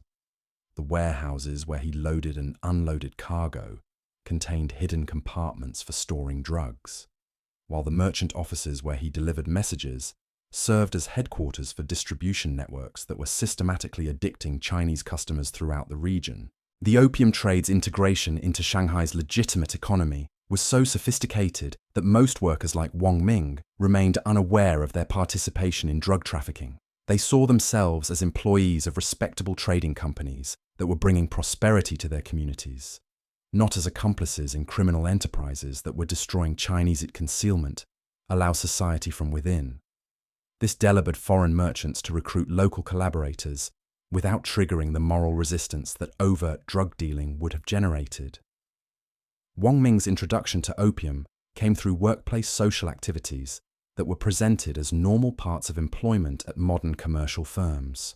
His supervisor, a Chinese man named Liu Wensheng, who had been deliberately addicted by foreign employers as part of their recruitment strategy, hosted regular gatherings for dock workers that featured elaborate meals, entertainment, and what he described as relaxation treatments that would help employees cope with the stress of physically demanding jobs. The setting was carefully designed to make drug use seem sophisticated and beneficial rather than dangerous and illegal. Liu Wensheng had converted part of his home into an elegant parlor decorated with expensive furniture and artwork that suggested success and refinement. The opium pipes were ornate objects that resembled traditional Chinese artistic pieces rather than drug paraphernalia, while the smoking process was presented as a form of meditation that enhanced mental clarity and physical well-being. Wang Ming's first experience with opium produced exactly the effects that foreign merchants had learned to optimize through years of experimentation on Chinese subjects. The drug eliminated his chronic anxiety about his family's financial situation while generating feelings of confidence and optimism that made every challenge seem manageable. The physical exhaustion from dock work disappeared, replaced by a sense of energy and capability that lasted for hours. More importantly, opium seemed to enhance Wang Ming's social connections with co-workers and supervisors who controlled his employment opportunities. Conversations during smoking sessions led to offers of overtime work, recommendations for better positions, and inclusion in networks of successful people who were prospering in Shanghai's expanding economy. From Wang Ming's perspective, opium wasn't just providing personal benefits. It was opening doors to economic advancement that would lift his entire family from subsistence farming into the merchant class. The psychological manipulation involved in Wang Ming's recruitment was remarkably sophisticated, reflecting decades of experience that foreign drug dealers had accumulated while addicting Chinese customers throughout the coastal trading cities. Every aspect of his introduction to opium was designed to create positive associations with drug use while minimizing awareness of the dependency that was rapidly developing in his nervous system. Within 6 months, Wang Ming was spending more money on opium than he earned in wages, forcing him to borrow against future earnings while selling personal possessions to maintain his drug supply. The confident young man who had left his village to build a better life for his family was now trapped in a cycle of debt and desperation that was consuming everything he had worked to achieve. But Wang Ming's personal tragedy was just beginning to affect his family back in the village. The money he had been sending home to help with farm improvements and household expenses suddenly stopped arriving, replaced by increasingly desperate requests for financial assistance that Wang Jiabao couldn't understand or afford to provide. The son who had represented hope for his family's economic advancement was becoming a burden that threatened their survival. Wang Jiabao's attempts to help his addicted son revealed how thoroughly the opium trade had penetrated China's economic system. Every time he traveled to Shanghai with money to pay Wang Ming's debts, Wang Jiabao discovered that the amounts had increased and that new creditors had appeared with claims against his son's future earnings. The simple rice farmer found himself dealing with financial arrangements he couldn't comprehend, involving people whose connections and resources far exceeded anything in his experience. The creditors weren't traditional moneylenders who charged interest on loans for legitimate business purposes. They were representatives of criminal organizations that specialized in trapping Chinese addicts in debt relationships that could never be satisfied through conventional means. These organizations worked closely with foreign drug dealers, providing financing for addiction while ensuring that customers remained permanently dependent on both drugs and the criminal networks that supplied them. Wang Jiabao's rice farm, which had sustained his family for generations, was gradually being consumed to feed his son's addiction and the usurious interest rates that criminal organizations charged for their services. Land that had never been mortgaged or sold was now being used as collateral for debts that increased faster than any agricultural income could satisfy. The economic foundation that had supported his family for centuries was being destroyed by substances and financial arrangements that had been deliberately designed to extract maximum wealth from Chinese victims. The social consequences were equally devastating. Wang Jiabao's neighbors, who had once respected his family's reputation for reliability and hard work, began avoiding interactions that might involve them in the financial chaos that addiction had created. Traditional support networks that helped farming communities survive difficult seasons were breaking down as more families faced similar crises, involving addicted relatives whose problems exceeded the capacity of local resources to address. Village elders who had guided their community through floods, famines, and political upheavals found themselves helpless against addiction problems that required expertise and resources they didn't possess. The Confucian social systems that had maintained rural stability for centuries were simply unprepared to deal with medical conditions that had been deliberately created by foreign enemies for strategic purposes. Wang Jiabao's desperate attempts to save his son led him to Shanghai's foreign quarter, where he hoped to appeal directly to the merchants who employed Wang Ming.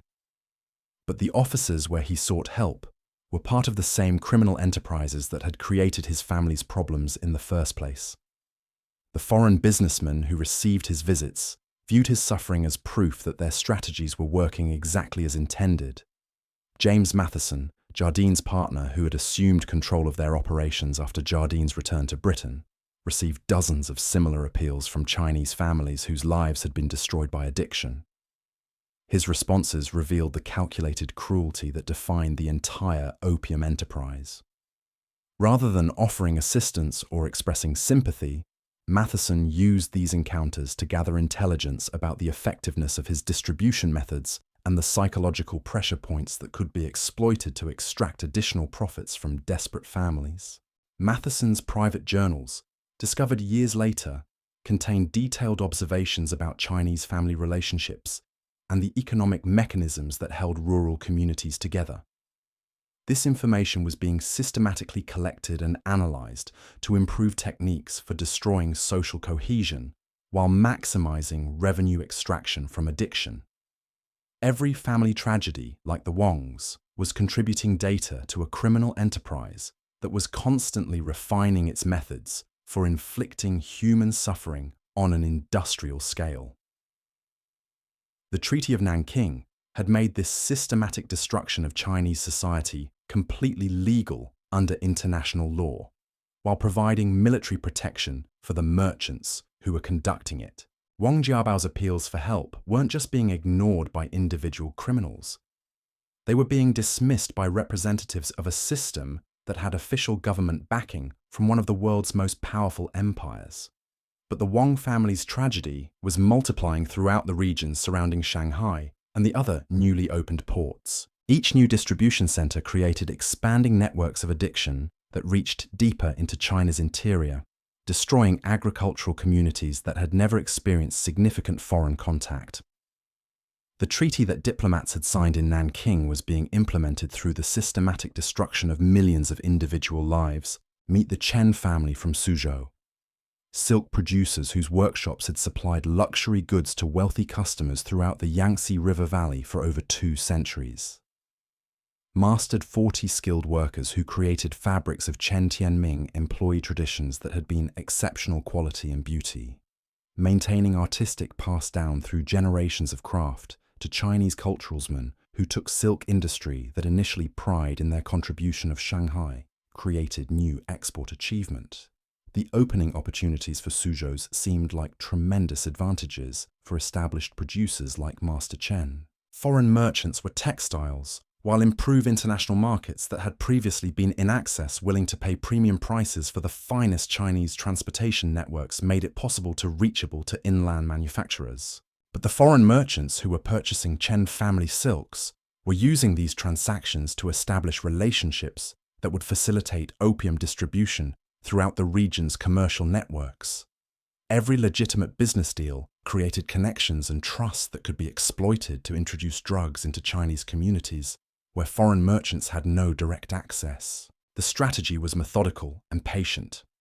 Foreign buyers would spend months building relationships with Chinese suppliers, demonstrating their reliability through prompt payments and consistent orders, while gradually introducing social activities that normalized drug use among local business elites.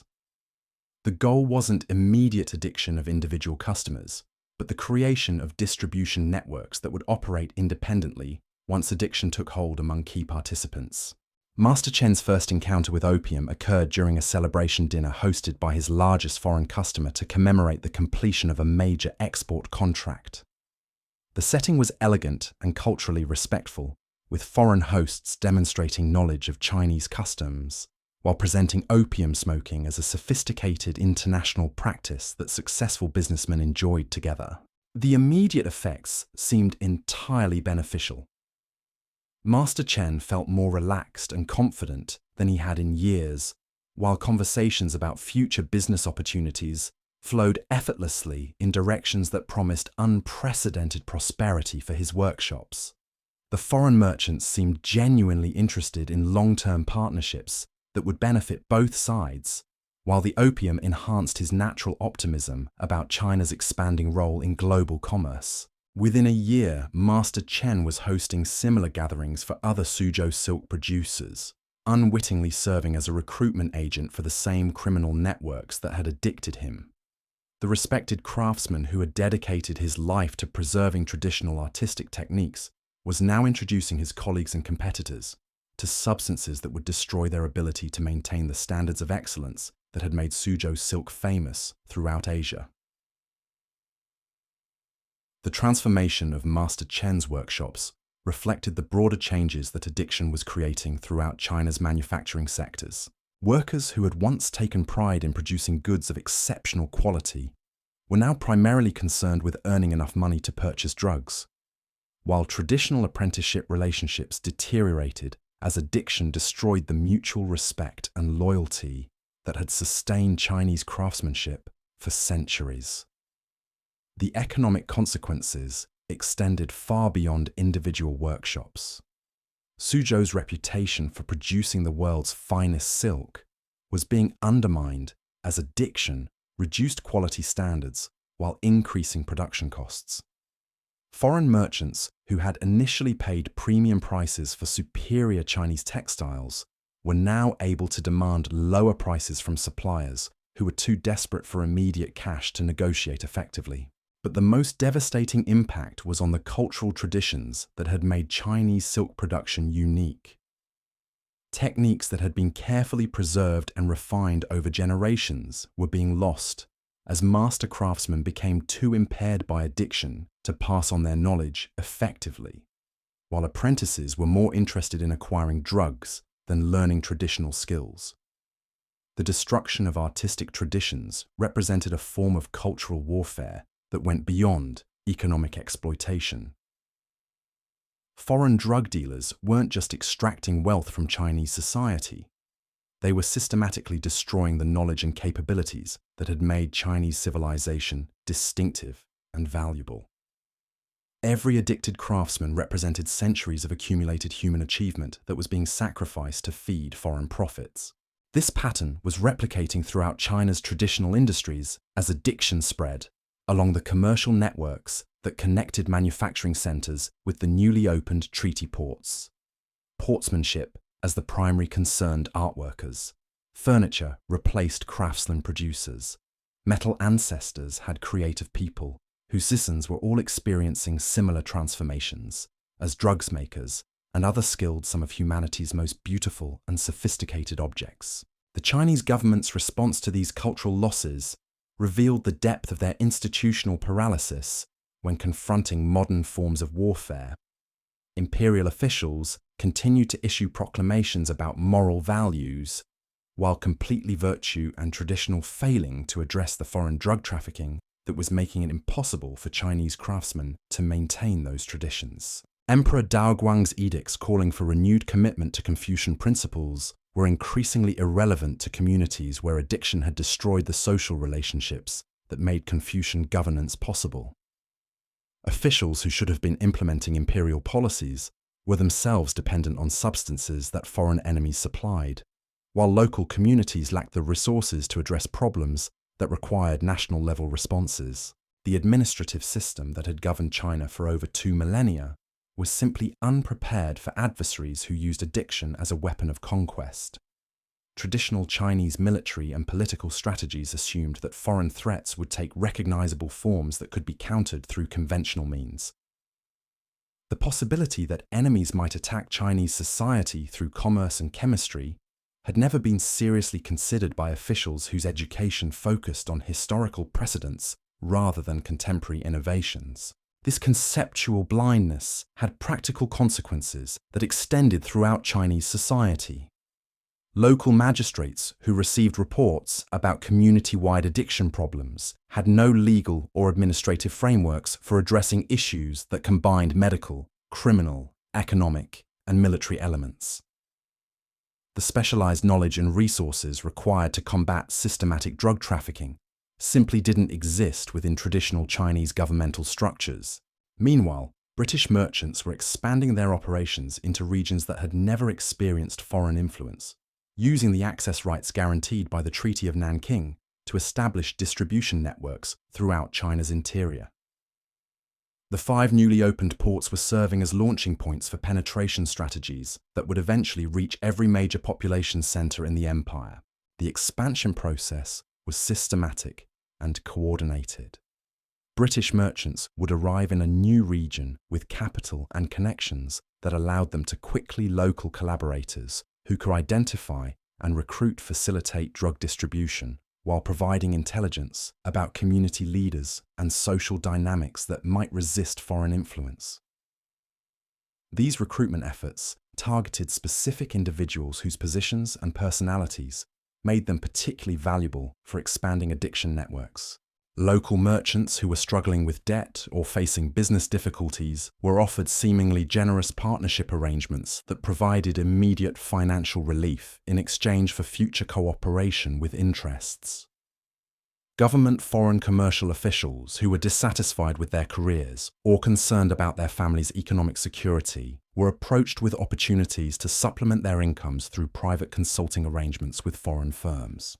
The recruitment strategies were sophisticated and patient, reflecting the industrial-scale planning that characterized the entire opium enterprise.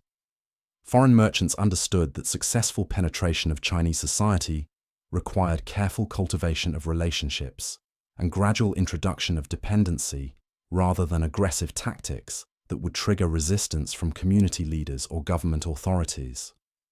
But the ultimate goal was always the same: creating self-sustaining networks of addiction that would generate profits while weakening Chinese social cohesion and economic independence. Every new region that fell under foreign influence became a base for further expansion, while every new group of addicts provided both customers and recruitment agents for continued growth of the criminal enterprise. The human cost of this expansion was mounting exponentially as millions of Chinese people discovered that their lives had become commodities in a global market where suffering was systematically created and maintained for foreign profit. The Treaty of Nanking had legalized this process while making it impossible for Chinese authorities to protect their own citizens from deliberate poisoning by foreign enemies. But perhaps the most chilling aspect of British strategy was its long-term vision. The merchants and officials who were implementing these policies understood that they were creating dependencies that would last for generations, ensuring that Chinese society would remain subordinate to foreign interests long after the current generation of leaders had passed from the scene. Addiction was being used not just to extract immediate profits, but to permanently alter the relationship between Chinese civilization and the rest of the world. As 1843 began, the Second Opium War was still years in the future, but its causes were already being established through the systematic expansion of drug trafficking that the First War's treaties had made legal and profitable. Chinese resistance to foreign domination was being undermined not through military defeat alone, but through the chemical conquest of minds and bodies that made resistance psychologically impossible for growing numbers of people. The story of how addiction became a weapon of empire was entering its most devastating phase, as foreign powers learned to use substances not just as commercial products, but as tools of political control that could reshape entire civilizations according to the interests of distant empires. The true horror of the Opium Wars wasn't just what they revealed about the willingness of supposedly from human suffering, but what civilized nations to profit they demonstrated about the vulnerability of all societies to enemies who understood that the human mind itself could become a battlefield where wars were won through chemistry rather than courage. The expansion of British opium operations into China's heartland followed patterns that would become templates for colonial domination worldwide. But what makes this period particularly devastating is how foreign merchants refined their techniques for creating mass addiction, while Chinese society struggled to comprehend the nature of the assault they were facing. Picture the ancient city of Nanjing in 1844, just 2 years after the treaty that bore its name had legalized foreign drug trafficking throughout China. The city that had once served as the imperial capital was now becoming a laboratory for testing new methods of addiction distribution designed to reach populations that had previously been protected by distance and tradition.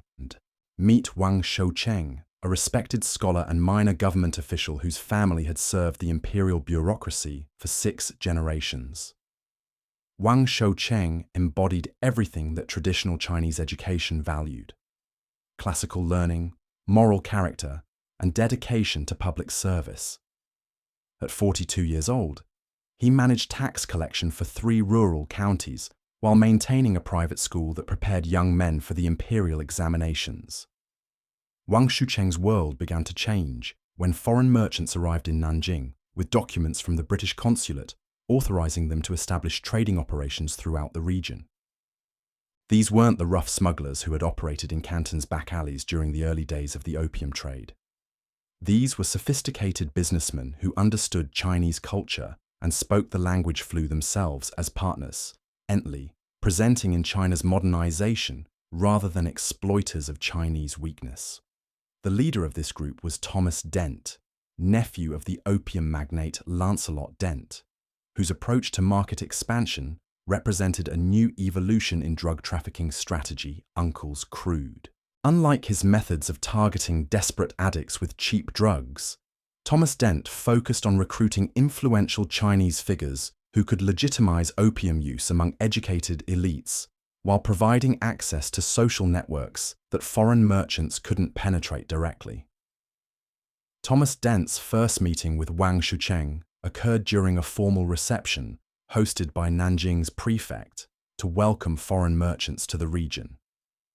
The setting was designed to demonstrate mutual respect between Chinese and British cultures, with elaborate protocols that honored traditional diplomatic customs while celebrating the commercial opportunities that the Treaty of Nanjing had created. During their conversation, Thomas Dent demonstrated remarkable knowledge of Chinese literature and philosophy, discussing classical texts with the same sophistication that Wang expected Shoucheng might scholar. This from a fellow intellectual compatibility created immediate rapport between the two men, while Dent's obvious respect for Chinese cultural achievements that foreign suggest commerce might enhance rather than threaten traditional values. But Thomas Dent's scholarly knowledge hadn't been acquired through genuine interest in Chinese civilization. It was the product of systematic intelligence gathering conducted by British merchants who understood that successful penetration of Chinese society required detailed understanding of the cultural mechanisms that held communities together. Every conversation, every display of cultural sensitivity, and every gesture of respect was calculated to identify vulnerabilities that could be exploited to expand drug distribution process, was so networks. The recruitment gradual and subtle that Wang recognized Shucheng never did as recruitment at all. Thomas Dent began by inviting him to informal gatherings where foreign and Chinese intellectuals discussed literature, philosophy, and the potential benefits of increased cultural exchange between East and West. These meetings were held in elegant settings that suggested sophistication and success. While the conversations focused on topics that appealed to Wang Shucheng's genuine interests and aspirations, opium was introduced to these gatherings as an aid to intellectual discourse rather than a recreational drug. Thomas Dent presented it as a substance that enhanced mental clarity and creative thinking, citing testimonials from supposed European scholars who credited opium with improving their philosophical insights and literary achievements. The drug was consumed using ornate equipment that resembled traditional Chinese scholarly accessories, while the smoking process was described as a form of meditation that complemented rather than contradicted Confucian practices. Wang Shucheng's initial experiences with opium seemed to confirm these claims. The drug eliminated the chronic anxiety that had plagued him since taking responsibility for tax collection in regions where crop failures and bandit activity made his job increasingly difficult. More importantly, opium appeared to enhance his intellectual capabilities, making complex administrative problems seem more manageable, while improving his ability to write the poetry and essays that were essential to his scholarly reputation. Within months, Wang Shucheng was hosting similar gatherings in his own home, introducing opium to other government officials and scholars who respected his judgment and trusted his recommendations. The respected civil servant who had dedicated his career to protecting imperial interests was unknowingly serving as a recruitment agent for foreign enemies who were systematically undermining Chinese governmental capacity. The transformation was so gras, colleagues didn't initially duel that Wang Shucheng's recognized the changes in his behavior and decision-making. His work performance actually improved in some areas, as opium gave him the confidence to tackle administrative challenges that had previously seemed overwhelming. But these short-term improvements masked the development of dependency that would eventually destroy his ability to function without daily drug consumption. The psychological mechanisms that made Wang Shucheng vulnerable to addiction were precisely the qualities that had made him valuable to Chinese society. His intellectual curiosity, his desire for self-improvement, and his commitment to finding better ways to serve his community. Thomas Dent had identified these characteristics as weaknesses that could be exploited to turn a loyal imperial official into an unwitting collaborator in China's systematic destruction.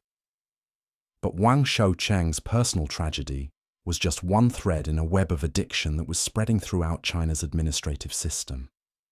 In Beijing, imperial officials who should have been coordinating responses to foreign penetration were themselves becoming dependent on substances that foreign merchants supplied.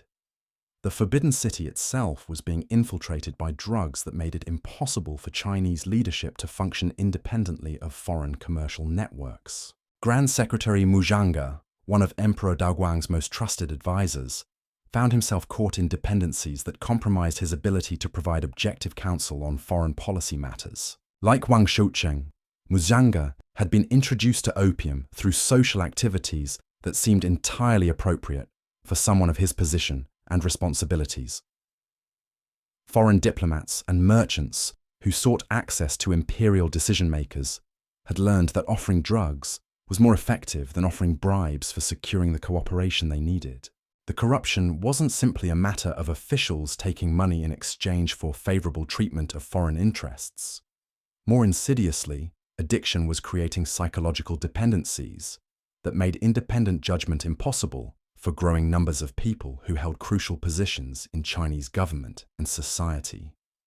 Officials who should have been protecting Chinese interests were instead protecting the foreign networks that supplied their drugs. This administrative paralysis was exactly what British strategists had intended when they decided to expand opium operations beyond simple commercial trafficking into systematic psychological warfare. A government whose officials were addicted to substances that enemies controlled couldn't effectively resist foreign demands, no matter what policies the emperor might decree or what resources the empire might theoretically possess. The scope of governmental addiction became apparent when Emperor Daoguang attempted to organize a comprehensive assessment of foreign commercial activities in the treaty ports. Officials who should have been conducting objective investigations were instead protecting the very networks they were supposed to be monitoring, while administrative reports contained information that had been deliberately falsified to conceal the extent of drug trafficking operations. But the most devastating consequence of administrative addiction was its impact on China's ability to collect accurate information about the crisis they were facing. Intelligence networks that should have been providing early warning about foreign penetration strategies were instead being used by foreign merchants to identify new targets for recruitment and expansion. Chinese officials were unknowingly providing their enemies with the information needed to accelerate the destruction of Chinese society. Meanwhile, the human cost of British expansion was multiplying throughout regions that had never experienced foreign influence before the Treaty of Nanjing opened China's interior to systematic drug trafficking. Let me tell you about the Liu family, tea merchants from Hangzhou, whose encounter with expanding opium networks would illustrate how addiction was destroying the commercial relationships that had sustained Chinese economic life for centuries. Liu Wenjing managed a tea trading business that had connected Hangzhou's famous tea gardens with customers throughout the Yangtze River Valley for over 4 generations. His company employed 30 people and maintained relationships with dozens of farming families whose tea production provided livelihoods for entire rural communities. Liu Wenjing's reputation for honest dealing and reliable quality had made his family name synonymous with excellence in their industry. The expansion of foreign commerce into Hangzhou initially seemed like tremendous opportunity for established businesses like Liu Wenjing's tea company. Foreign merchants were offering premium prices for high-quality Chinese teas, while providing access to international markets that promised unprecedented profits for successful exporters.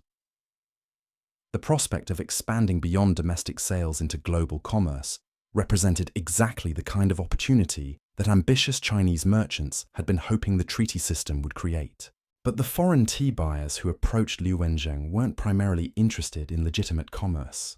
They were using tea purchases as cover for establishing opium distribution networks throughout the region's commercial infrastructure.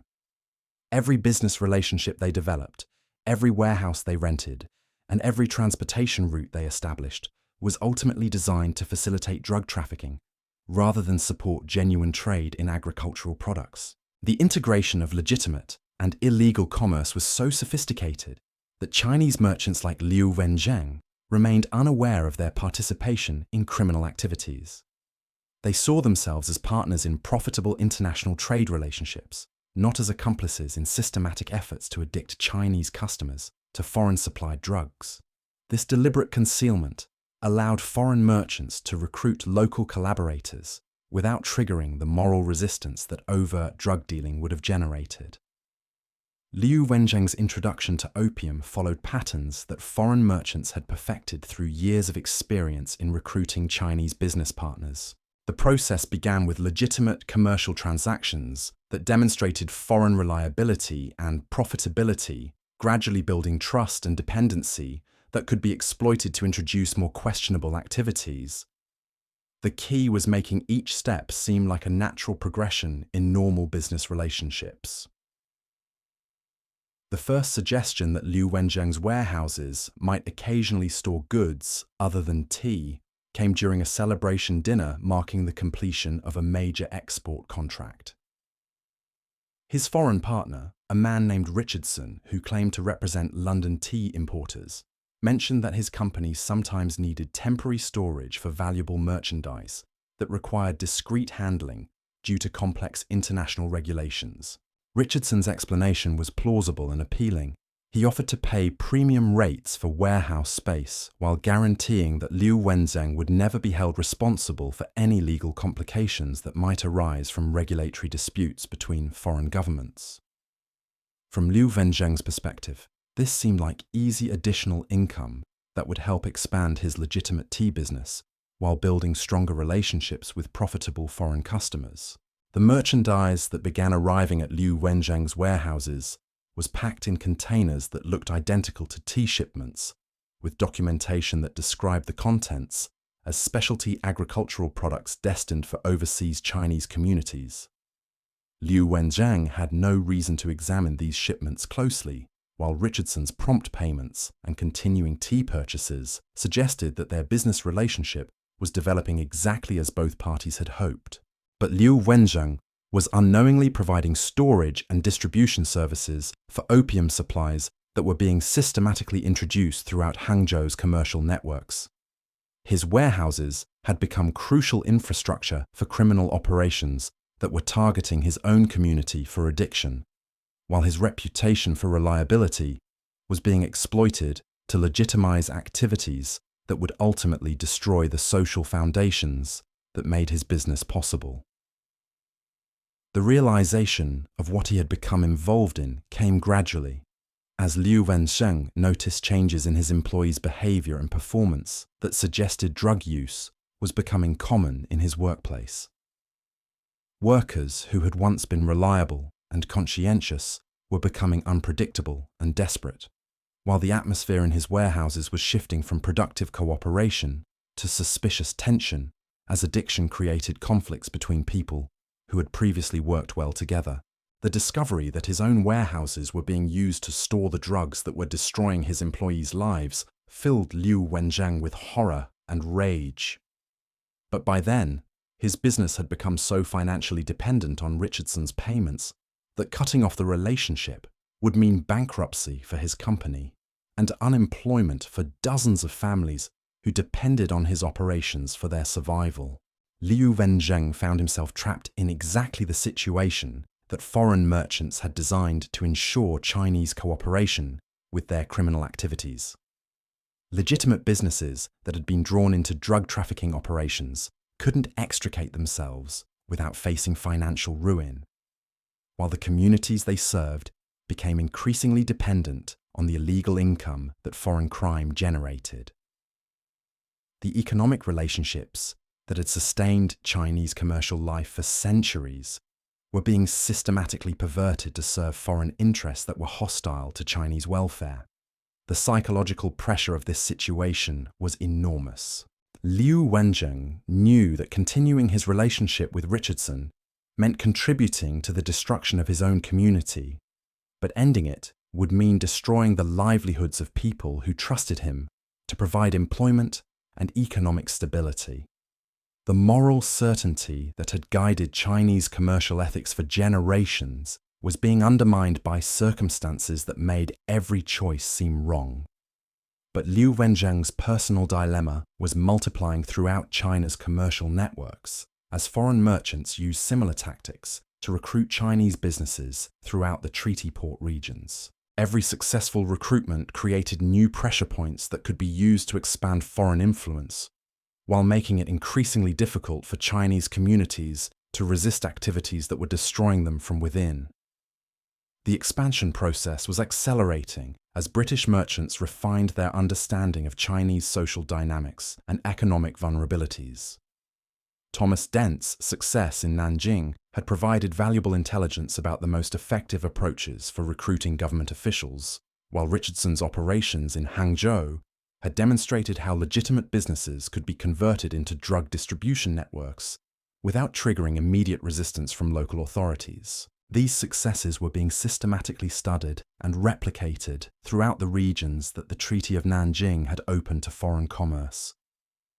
British merchants were sharing information about recruitment techniques, identifying the most vulnerable targets for expansion, and coordinating their operations to maximize the speed and efficiency of addiction distribution while minimizing the risk of organized Chinese resistance. But perhaps the most disturbing aspect of this expansion was its focus on destroying the institutions that held Chinese society together. Foreign merchants weren't simply trying to sell drugs to individual customers. They were systematically targeting the social relationships, economic structures, and cultural practices that made Chinese civilization distinctive and resilient. Every addicted official, every corrupted business, and every destroyed family represented progress toward the ultimate goal of reducing Chinese society to a condition of permanent dependency on foreign control. The human cost of this systematic assault was becoming visible throughout China's interior as addiction spread along commercial networks that connected urban centers with rural communities. Villages that had maintained their traditional ways of life for centuries were experiencing disruptions that threatened their basic survival as increasing numbers of young men left for cities where they fell victim to drug trafficking operations that foreign merchants had established in the treaty ports. Meet the Zhang family from a farming village outside Suzhou, whose encounter with the expanding addiction epidemic would illustrate how foreign drug trafficking was destroying the agricultural communities that fed China's population. Zhang Yud had worked the same rice paddies his family had cultivated for 8 generations, maintaining farming practices that had sustained his community through wars, famines, and political upheavals that had transformed Chinese society multiple times over the centuries. The village where Zhang Yud lived represented everything that was stable and enduring about Chinese civilization. Extended families supported each other through seasonal cycles and economic difficulties, while traditional knowledge about agriculture, craftsmanship, and social organization was passed down through generations of people who understood their roles in maintaining community welfare. The social fabric was strong enough to survive individual tragedies, while providing security and meaning for people whose lives were connected to land and relationships that had existed long before they were born. But this traditional stability was becoming a target for foreign merchants, who understood that destroying rural communities was essential for breaking Chinese resistance to foreign domination. Villages that maintained their economic independence and social cohesion could potentially organize opposition to foreign penetration, while communities that were disrupted by addiction would be too preoccupied with individual survival to coordinate collective responses to external threats.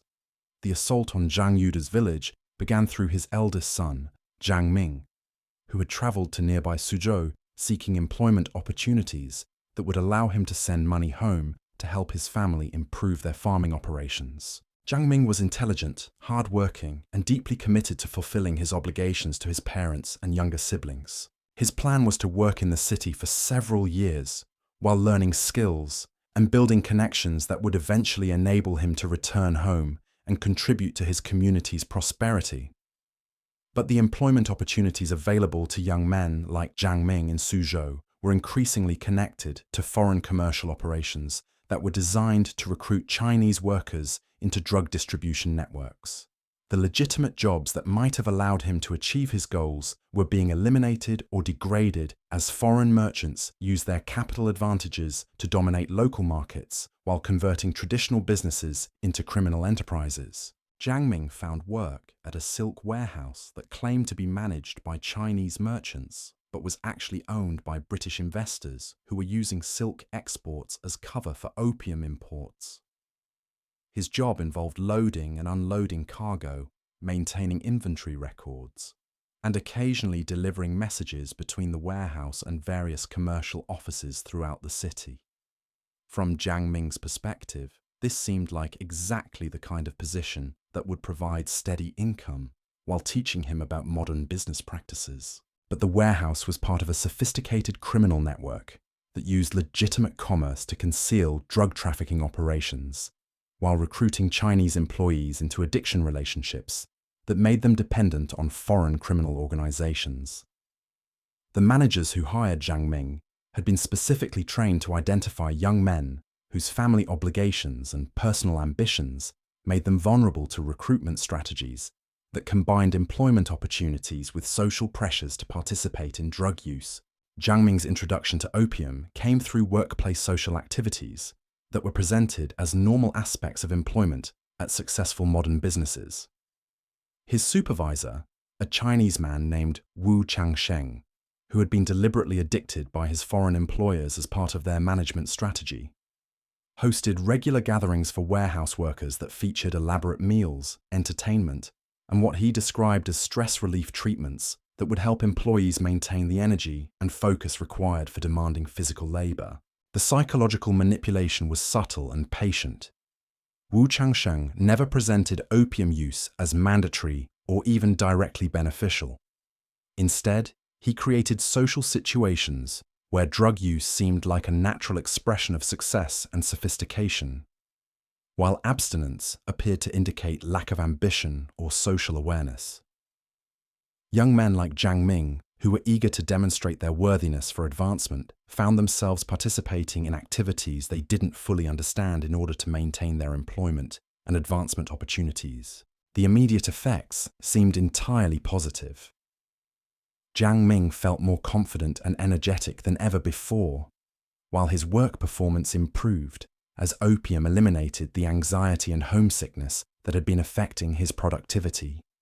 His relationships with co-workers and supervisors became more comfortable and collaborative, creating a sense of belonging that made the difficult transition from rural to urban life much more manageable.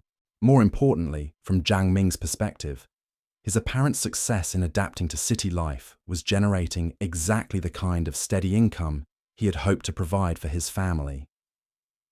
The money he sent home was enabling his father to make improvements to their farming operations, while providing his younger siblings with educational opportunities that had previously been beyond the family's financial reach. Everything seemed to be working exactly as Jiang Ming had planned when he first decided to seek employment in the city, but the dependency that was developing in Jiang Ming's nervous system was invisible until it became uncontrollable. The confidence and energy that opium provided were gradually being replaced by anxiety and exhaustion whenever the drug's effects wore off, creating a cycle where he needed increasing quantities of the substance just to feel normal. Within a year, Jiang Ming was spending more money on opium than he earned in wages, forcing him to borrow against future earnings while selling personal possessions to maintain his drug supply. The transformation was devastating for Jiang Ming's sense of identity and purpose. The responsible young man who had left his village to build a better life for his family was becoming a desperate addict who viewed his relatives primarily as sources of money for drug purchases. His letters home became increasingly manipulative and dishonest as he invented elaborate explanations for why he needed financial assistance, while concealing the real reasons for his problems. Back in the village, Zhang Yude was facing impossible choices as his son's demands for money increased, while his explanations became less plausible. The rice farming that had sustained their family for generations was being gradually consumed to feed an addiction that Zhang Yude couldn't understand or address through any means available to him. The social networks that had traditionally helped farming families survive difficult periods were breaking down, as similar problems affected other households whose children had left for employment opportunities in the expanding treaty port economy. The village's traditional authority figures found themselves helpless against problems that required expertise and resources they didn't possess. The Confucian social systems that had maintained rural stability for centuries were simply unprepared to deal with addiction issues that had been deliberately created by foreign enemies using methods that no previous generation of Chinese leaders had encountered. Community elders who had guided their people through wars and natural disasters had no framework for understanding or responding to systematic chemical warfare conducted through commercial relationships. Zhang Yude's attempts to help his addicted son led him to Suzhou, where he hoped to understand what had happened and find ways to address the crisis that was consuming his family's resources. But the city he encountered was itself being systematically transformed by foreign operations that were designed to break down the social relationships and economic structures that had made Chinese urban life stable and prosperous. The Suzhou, where Zhang Yude sought answers, was no longer the cultural and commercial center that had attracted his son's ambitions. It was becoming a laboratory for testing techniques of social control that used addiction as a tool for managing populations that might otherwise resist foreign domination.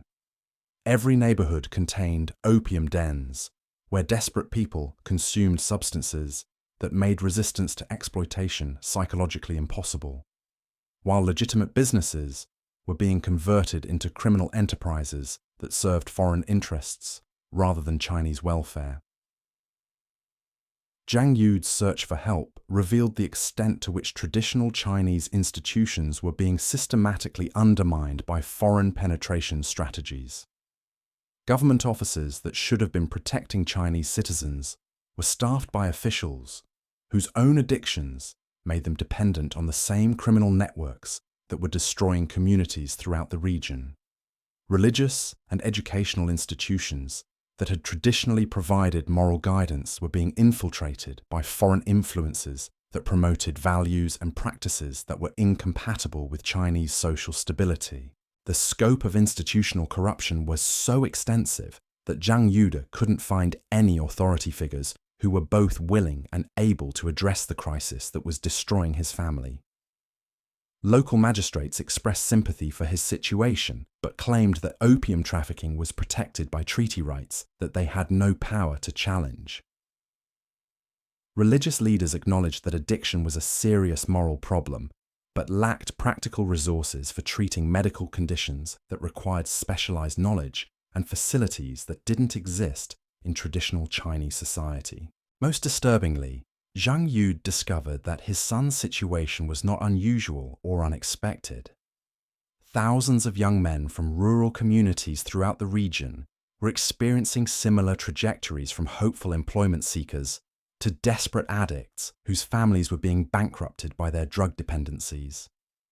The pattern was so common that it seemed almost natural, as if addiction was an inevitable consequence of modernization, rather than a deliberately created condition that served foreign strategic interests. This normalization of tragedy was perhaps the most insidious aspect of British operations in regions like Suzhou. Communities were adapting to levels of human suffering that would have been unthinkable a generation earlier, while developing social institutions and cultural practices that accepted mass addiction as a permanent feature of Chinese life, rather than a temporary crisis that could be resolved through appropriate responses. The economic adaptations were particularly revealing. Traditional Chinese commerce had been based on long-term relationships, built through reputation and mutual benefit, but addiction was creating markets where short-term desperation replaced careful planning, where customers would pay any price for immediate relief from withdrawal symptoms, and where normal commercial ethics became obstacles to profit maximization rather than foundations for sustainable business relationships. Zhang Yude witnessed these changes in every commercial interaction he had while searching for help in Suzhou. Merchants who should have been building relationships with customers for mutual long-term benefit were instead focused on extracting maximum immediate payment from people whose desperation made them vulnerable to exploitation. The social trust that had made Chinese commercial life stable and prosperous was being systematically destroyed by economic relationships that prioritized short-term extraction over long-term sustainability. But perhaps the most heartbreaking aspect of Zhang Yude's experience in Suzhou was recognizing that the crisis affecting his family was contributing to a much larger transformation that was reshaping Chinese civilization itself. The addiction epidemic wasn't just destroying individual lives or even individual communities. It was systematically breaking down the cultural mechanisms that had enabled Chinese society to maintain its distinctive character and values through centuries of political and social change. The young men like Zhang Ming who were falling victim to foreign drug trafficking weren't just individual tragedies. They were representatives of entire generations whose potential contributions to Chinese culture and society were being systematically destroyed by foreign enemies who understood that the most effective way to conquer a civilization was to corrupt its youth and destroy their connections to traditional knowledge and values. As Zhang Yude returned to his village without his son and without any realistic hope of saving him, He carried with him an understanding of what China was really facing. This wasn't simply a commercial or diplomatic dispute that could be resolved through better negotiations or policy adjustments. This was a systematic assault on Chinese civilization itself, conducted through methods that made conventional resistance impossible, while ensuring that each new generation would be more vulnerable to foreign domination than the one before. The Treaty of Nanking had legalized this systematic destruction of Chinese society while providing military protection for the foreign merchants who were conducting it. But the real tragedy wasn't just what was happening to China.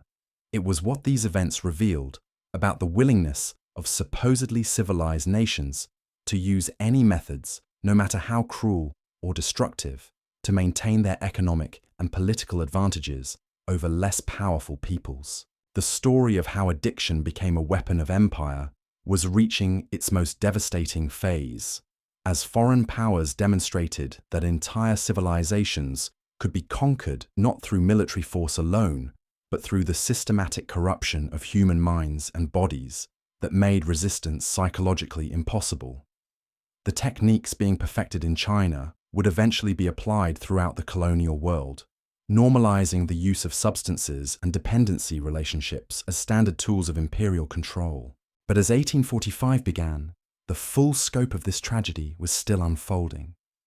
The Second Opium War was still more than a decade away, but its causes were already being established through the systematic expansion of addiction that the First War's treaties had made legal and profitable. Chinese society was being transformed from within by foreign influences that were designed to make independence impossible, while ensuring that each new generation would inherit problems that were beyond their capacity to solve through traditional means.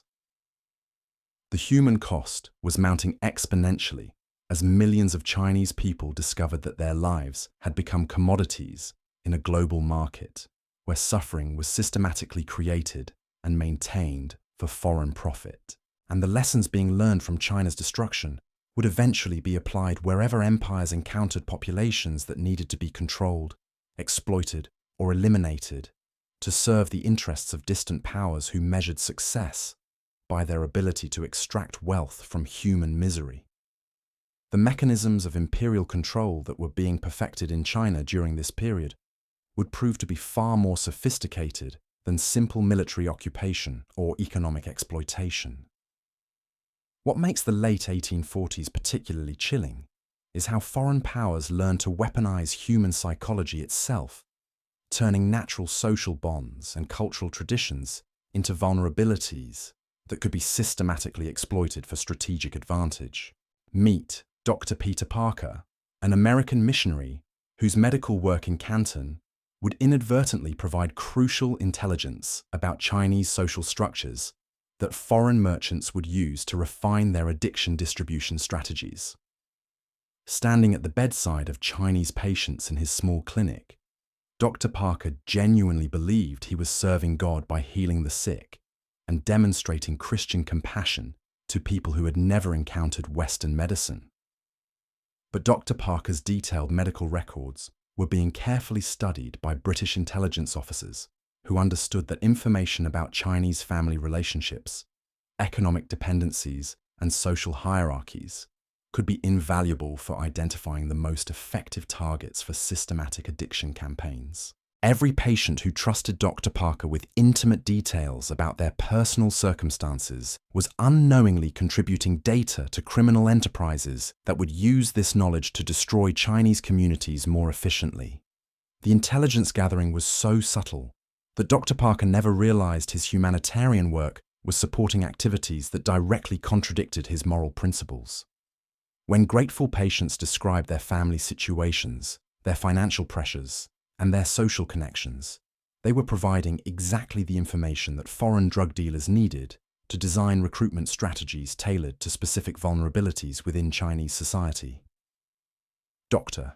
Parker's most valuable patient, from an intelligence perspective, was Commissioner Lin Zexu himself, who had begun suffering from chronic pain following his disgrace and exile after the opium destruction incident. Lin Zexu's consultations with the American missionary revealed crucial insights about the psychological state of Chinese officials who had opposed foreign drug trafficking information that would prove invaluable for designing approaches to recruit or neutralize future resistance leaders. The irony was devastating. Lin Zexu, the moral crusader who had sacrificed his career to protect Chinese people from foreign drugs, was now receiving medical treatment from a physician whose clinical observations were helping foreign merchants perfect their techniques for addicting Chinese citizens. The man who had once represented Chinese resistance to foreign penetration was unknowingly contributing to the expansion of the very networks he had tried to destroy. But Dr. Parker's intelligence value extended far beyond individual patient consultations. His position as a trusted foreign medical practitioner gave him access to Chinese social circles that were normally closed to foreign merchants, while his reputation for healing and compassion made Chinese people more willing to share sensitive information about their communities and relationships. The medical mission that Dr. Parker established in Canton became an unofficial intelligence gathering center where Chinese patients provided detailed information about social dynamics throughout southern China. Foreign merchants learned which families controlled local commerce, which officials were facing financial pressures, which young men were dissatisfied with traditional career paths, and which communities were experiencing social tensions that could be exploited to introduce destabilizing influences. This intelligence was being systematically compiled and analyzed by British commercial houses that had invested enormous resources in understanding Chinese society well enough to manipulate it effectively. The goal wasn't simply to sell drugs to willing customers, but to identify and target the specific individuals whose addiction would create maximum social disruption while generating optimal profits from the resulting chaos. The targeting strategies that emerged from this intelligence analysis were remarkably sophisticated. Rather than randomly distributing drugs and hoping for the best, foreign merchants were identifying key figures whose addiction would trigger cascading effects throughout their social networks. Government officials whose decisions affected entire provinces, merchants whose businesses connected urban and rural economies, and scholars whose moral authority influenced community behavior were all receiving special attention from recruitment specialists who understood exactly how to exploit their particular vulnerabilities. The story of the Opium Wars reveals something far more terrifying than military conquest or economic exploitation. It shows us how entire civilizations can be destroyed from within, using the most intimate vulnerabilities of human nature itself. What began with William Jardine's calculated cruelty in Canton became a blueprint for imperial domination that would be replicated across the globe wherever empires encountered populations that needed to be controlled. The techniques perfected in China didn't disappear when the last treaty was signed. They evolved, adapted, and found new forms throughout the colonial period and beyond. The same psychological manipulation that turned Chen Wei from a successful merchant into a desperate addict, the same systematic targeting of social institutions that destroyed Master Huang's workshop, the same weaponization of human dependency that bankrupted Zhang Yu's family. These methods became standard tools of imperial control, applied wherever foreign powers needed to break local resistance. Today, when we see communities devastated by addiction, when we witness the systematic targeting of vulnerable populations with substances designed to create dependency, when we observe how economic desperation can be weaponized to destroy social cohesion, we're looking at the legacy of what began in those Canton warehouses over 2 centuries ago. The Opium Wars weren't just about China, and they weren't just about the past. They were about discovering that human minds and bodies could become battlefields where wars are won not through courage or superior strategy, but through chemistry and calculated cruelty. The millions of Chinese people who suffered and died weren't just casualties of imperial ambition. They were test subjects in an experiment that proved entire civilizations could be conquered by turning their own humanity against them. Understanding this history isn't just about honoring the memory of those who suffered. It's about recognizing the patterns that continue to shape our world today, and developing the wisdom to resist forces that would use our deepest human needs as weapons against us. The price of empire, measured in human suffering, remains as relevant now as it was when the first opium ships sailed into Chinese waters with their cargo of systematic destruction.